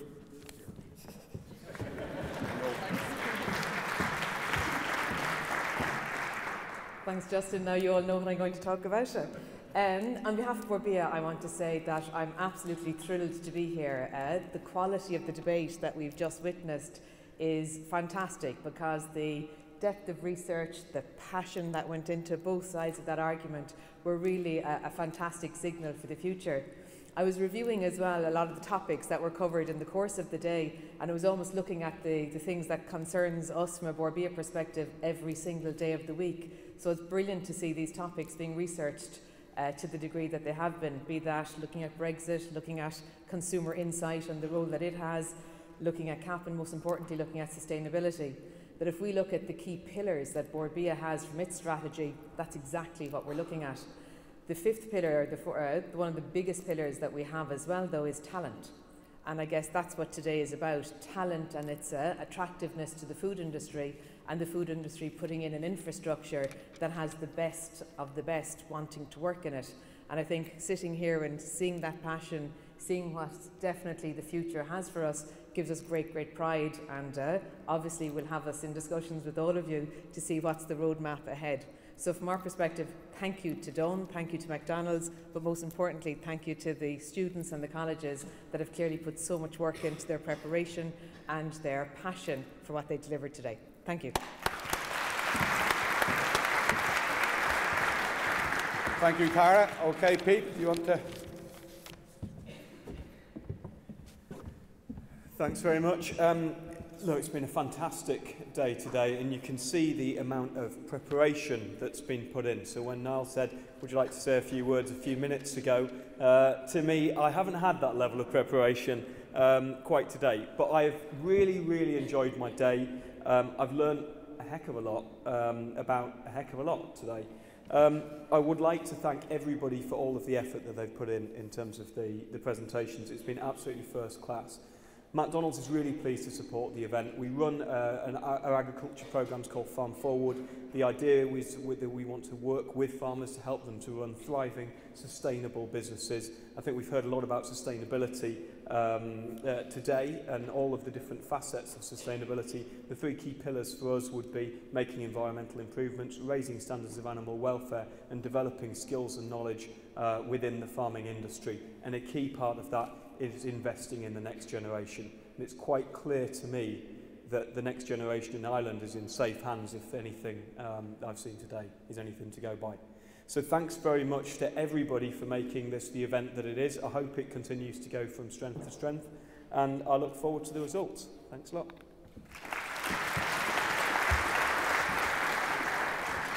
Thank you, Peter. Niall, do you want to say a few words?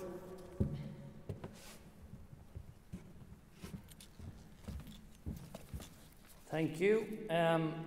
First of all, I'd like to thank all the participants of the debates here today, because without them this wouldn't happen. I'd also like to thank our co-sponsors in McDonald's, as well as all the team from Dawn Meats, because this might look like it all just happened, but there was a lot of effort and work that went in behind the scenes, and David led that, so well done to David. We started this only 3 years ago, and the only third level college that could participate that first year was UCD versus UCD. So you can see now into year 3 that it's blossoming. Next year we would like it to be an all-Ireland debate, so we'd like to get some of the third level colleges from Northern Ireland to join in on the fun. So watch this space, but we'd hope that that will happen. We would also like to say that it's great to see the young people being so passionate, and we'd hope that some of the debaters might consider joining Dawn Meats into the future. Some of the team from last year have joined Dawn Meats, and they're still with us after a couple of months, so I mean, we're not as scary as we may seem. I'd like to say a special thanks to WIT and the effort that they've put in, and it's the arena here, the organising, the catering. Everything has been excellent, and we really appreciate their help.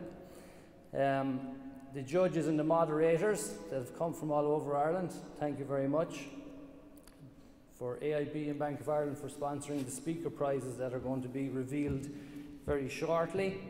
And I think the last thing I would like to say is that for the winners that we're going to find out about in a minute of this year's debate, we've decided to change the prize that Dawn are going to give. So this year we're going to bring them to the UK to have a look at one of our factories in the UK as part of their prize. So, and the last thing I'd like to say is thank you to the moderator, Justin, and our other moderators. Thank you.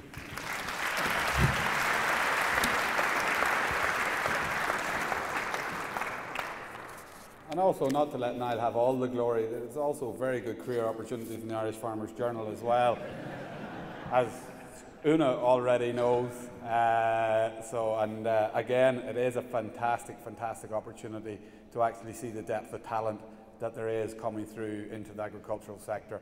And I would stress, ladies and gentlemen, no matter what your faculty or what you're studying, agriculture offers a fantastic, fantastic career. And it is great to see such people of such calibre, integrity and respect for each other across the teams. I think that was very clear. Whilst they were going at it head to head, it was a respectful debate and it was never personal, and I think that's something that both teams can be very, very proud of. And once again, ladies and gentlemen, just to show our appreciation to them for all the work that they've put in.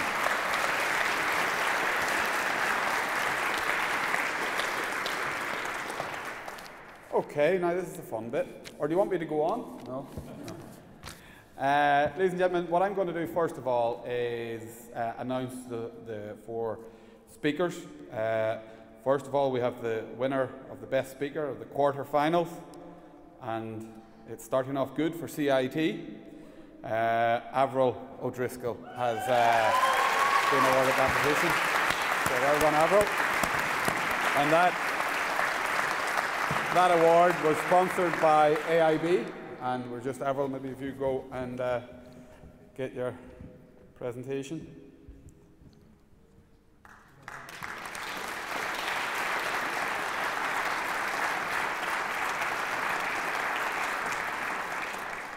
Thank you, and thank you to AIB for sponsoring that, Avril. Well done.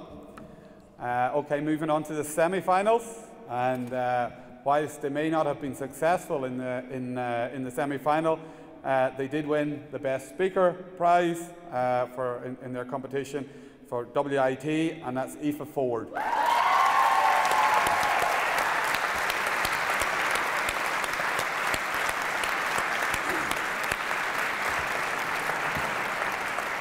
And that prize, ladies and gentlemen, is sponsored by Bank of Ireland. So thank you to Bank of Ireland for sponsoring that, and well done, Aoife.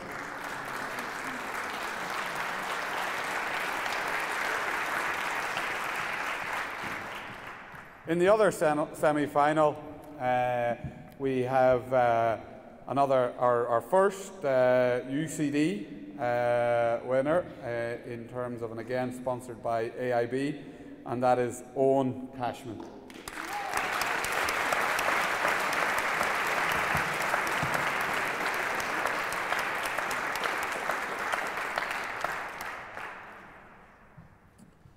So the final. Certainly I wouldn't Owen's just had a name change. And again, sorry, I should say that was sponsored by AIB. So the best speaker in the final, sponsored by AIB. God, that was a short-lived trophy. Sponsored by AIB. It stays actually in the same house, and I mean home, as last year, if I recall correctly, and that is Untitled.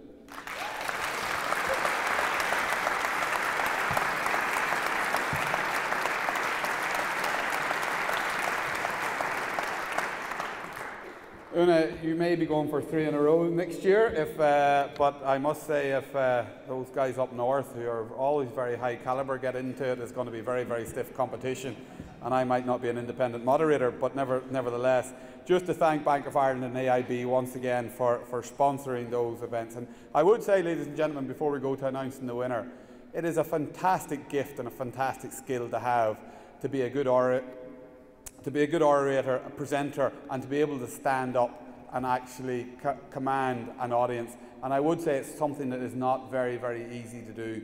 So really, really just to say all the best to all our presenters, but really, really well done to the 4 the 4 winners of the speakers competition. And it is something, ladies and gentlemen, that I encourage everybody here. The only way you will get good at it is standing here where I'm standing, and the practice and the preparation that goes in before. It is a great skill to have as you go out into your careers. So I would urge you all to try and get as much practice and get involved in the likes of this type of activity as much as you can. So well done again to all of our winners.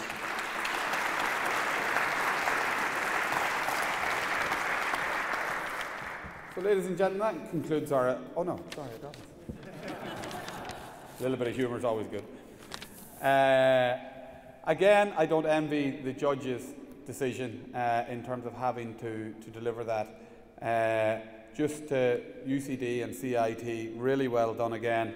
It was a great subject matter, I think a very relevant subject matter, as we discussed when the judges were out of the building, out of the room, and one that's not straightforward. Of course, there's always we're doing plenty, but I think, as everybody in this room would accept, there's more that we have to do. And I think it was Avril made a very good comment in terms of, if you don't think the environment's important, try counting your money while holding your breath, and that's something that will resonate with me, and it's a very good point.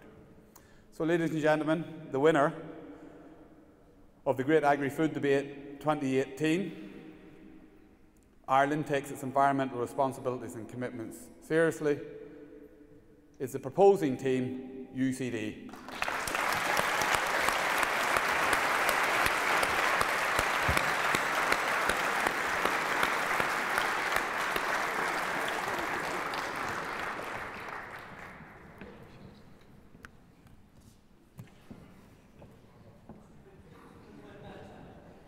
At least there's only one trophy, David. You can't get that one wrong.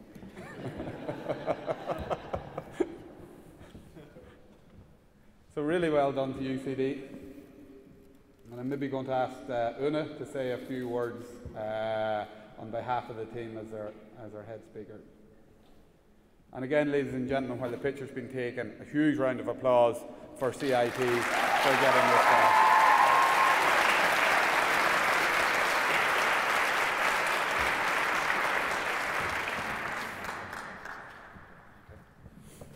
David's very keen to get you all back to the Dome for the drinks reception, ladies and gentlemen, so don't forget there's a drinks reception back at the Dome.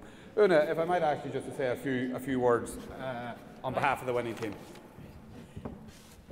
Thanks very much. Condolences to the CIT guys, who really did a great job today. Like, these guys had a debate this morning at 11, was it? Or was it 11, guys? At 11 o'clock this morning, guys, and like, they started that early and they came through 3 stages to get to the final, so that's amazing. Like, it was so hard to prepare for 2, never mind 3, and in particular, Avril, if you had to do so many speeches, like, so lads, that's a credit in itself. Honestly, it's amazing.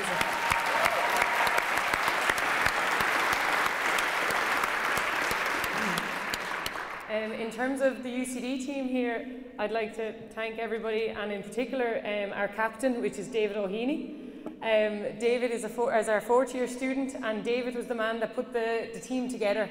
So we opened up to everybody, and we had heats and things, and David was the man that put the team in place. So he was a real captain role to put everybody in their speaking roles and things like that, and it was a good sort of progressive step forward, I think, in terms of creating a debating team for David to have that decision, and thank God it went well, you know, so thanks so much to David, our captain.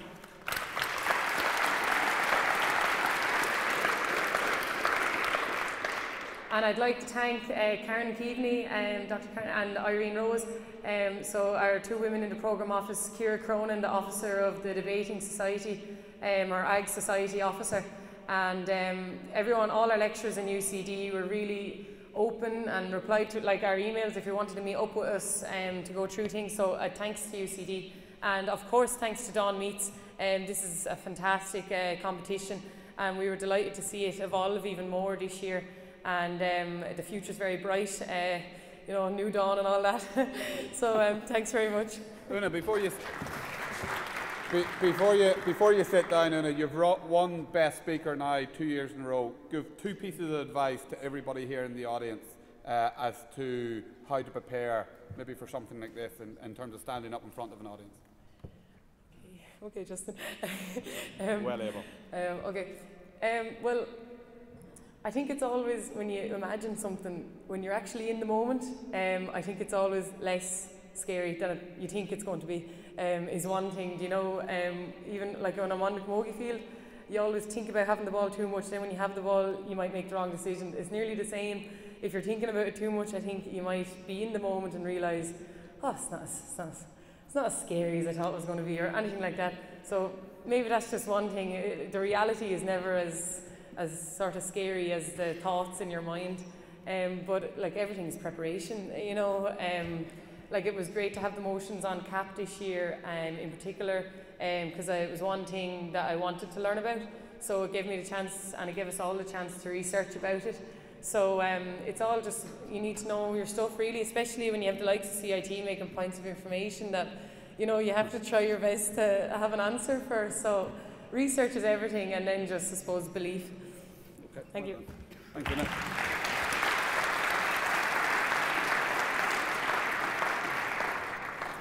Aoife, I'm just thinking, do you want to say a few words about your own team and maybe to thank the UCD guys when we're here?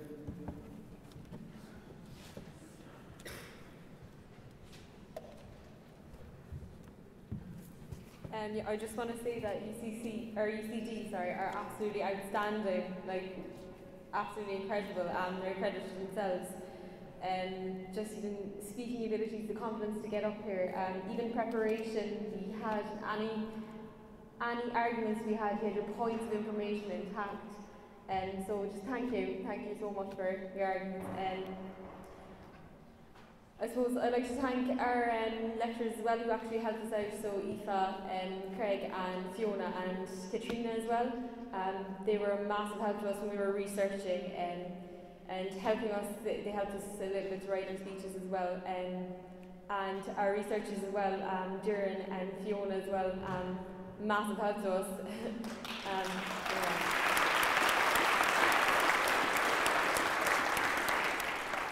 And just WIT for actually holding the event today. I'd say everybody can agree with me, it was an absolute outstandingly run as well. And Dawn Mead's, Borby and everybody else, Mcdonald's, who sponsored the event as well today. So, thank you.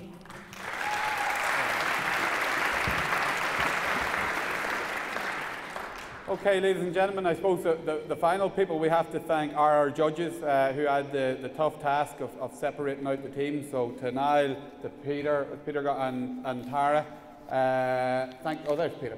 Thank you very much. Just a round of applause, ladies and gentlemen, for our judges, and also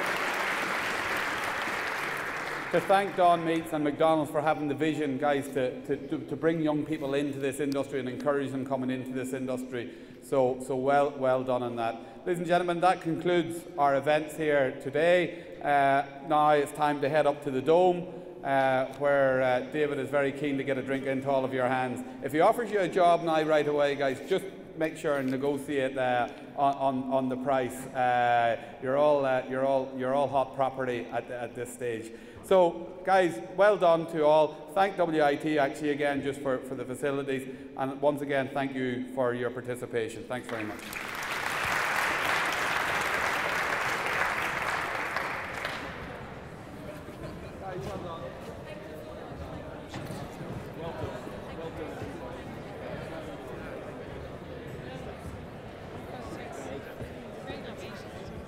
You're going to have to stop talking. Well done, well done. Well done. Really enjoyed your presentation. Well done.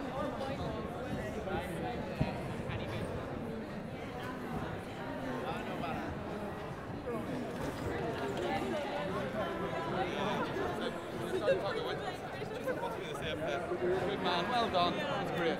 Very good.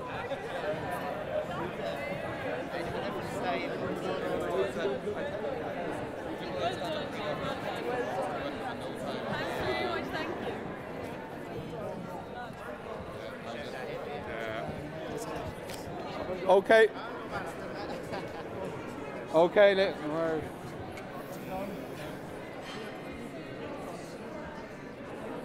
one, two, hours gone. Where are we controlling the sign from? Ladies and gentlemen, there's half a BMW key has been handed in. So we'll see all the wealthy students in a minute. Half a BMW key.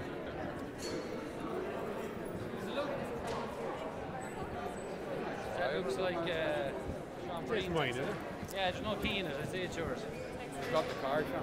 Got the card. Justin was a girl there said, I applied for a job, but he does fiction. I said, no problem.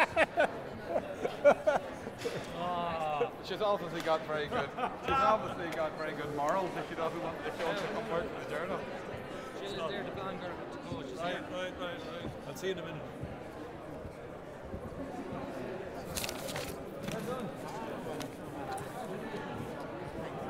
Well.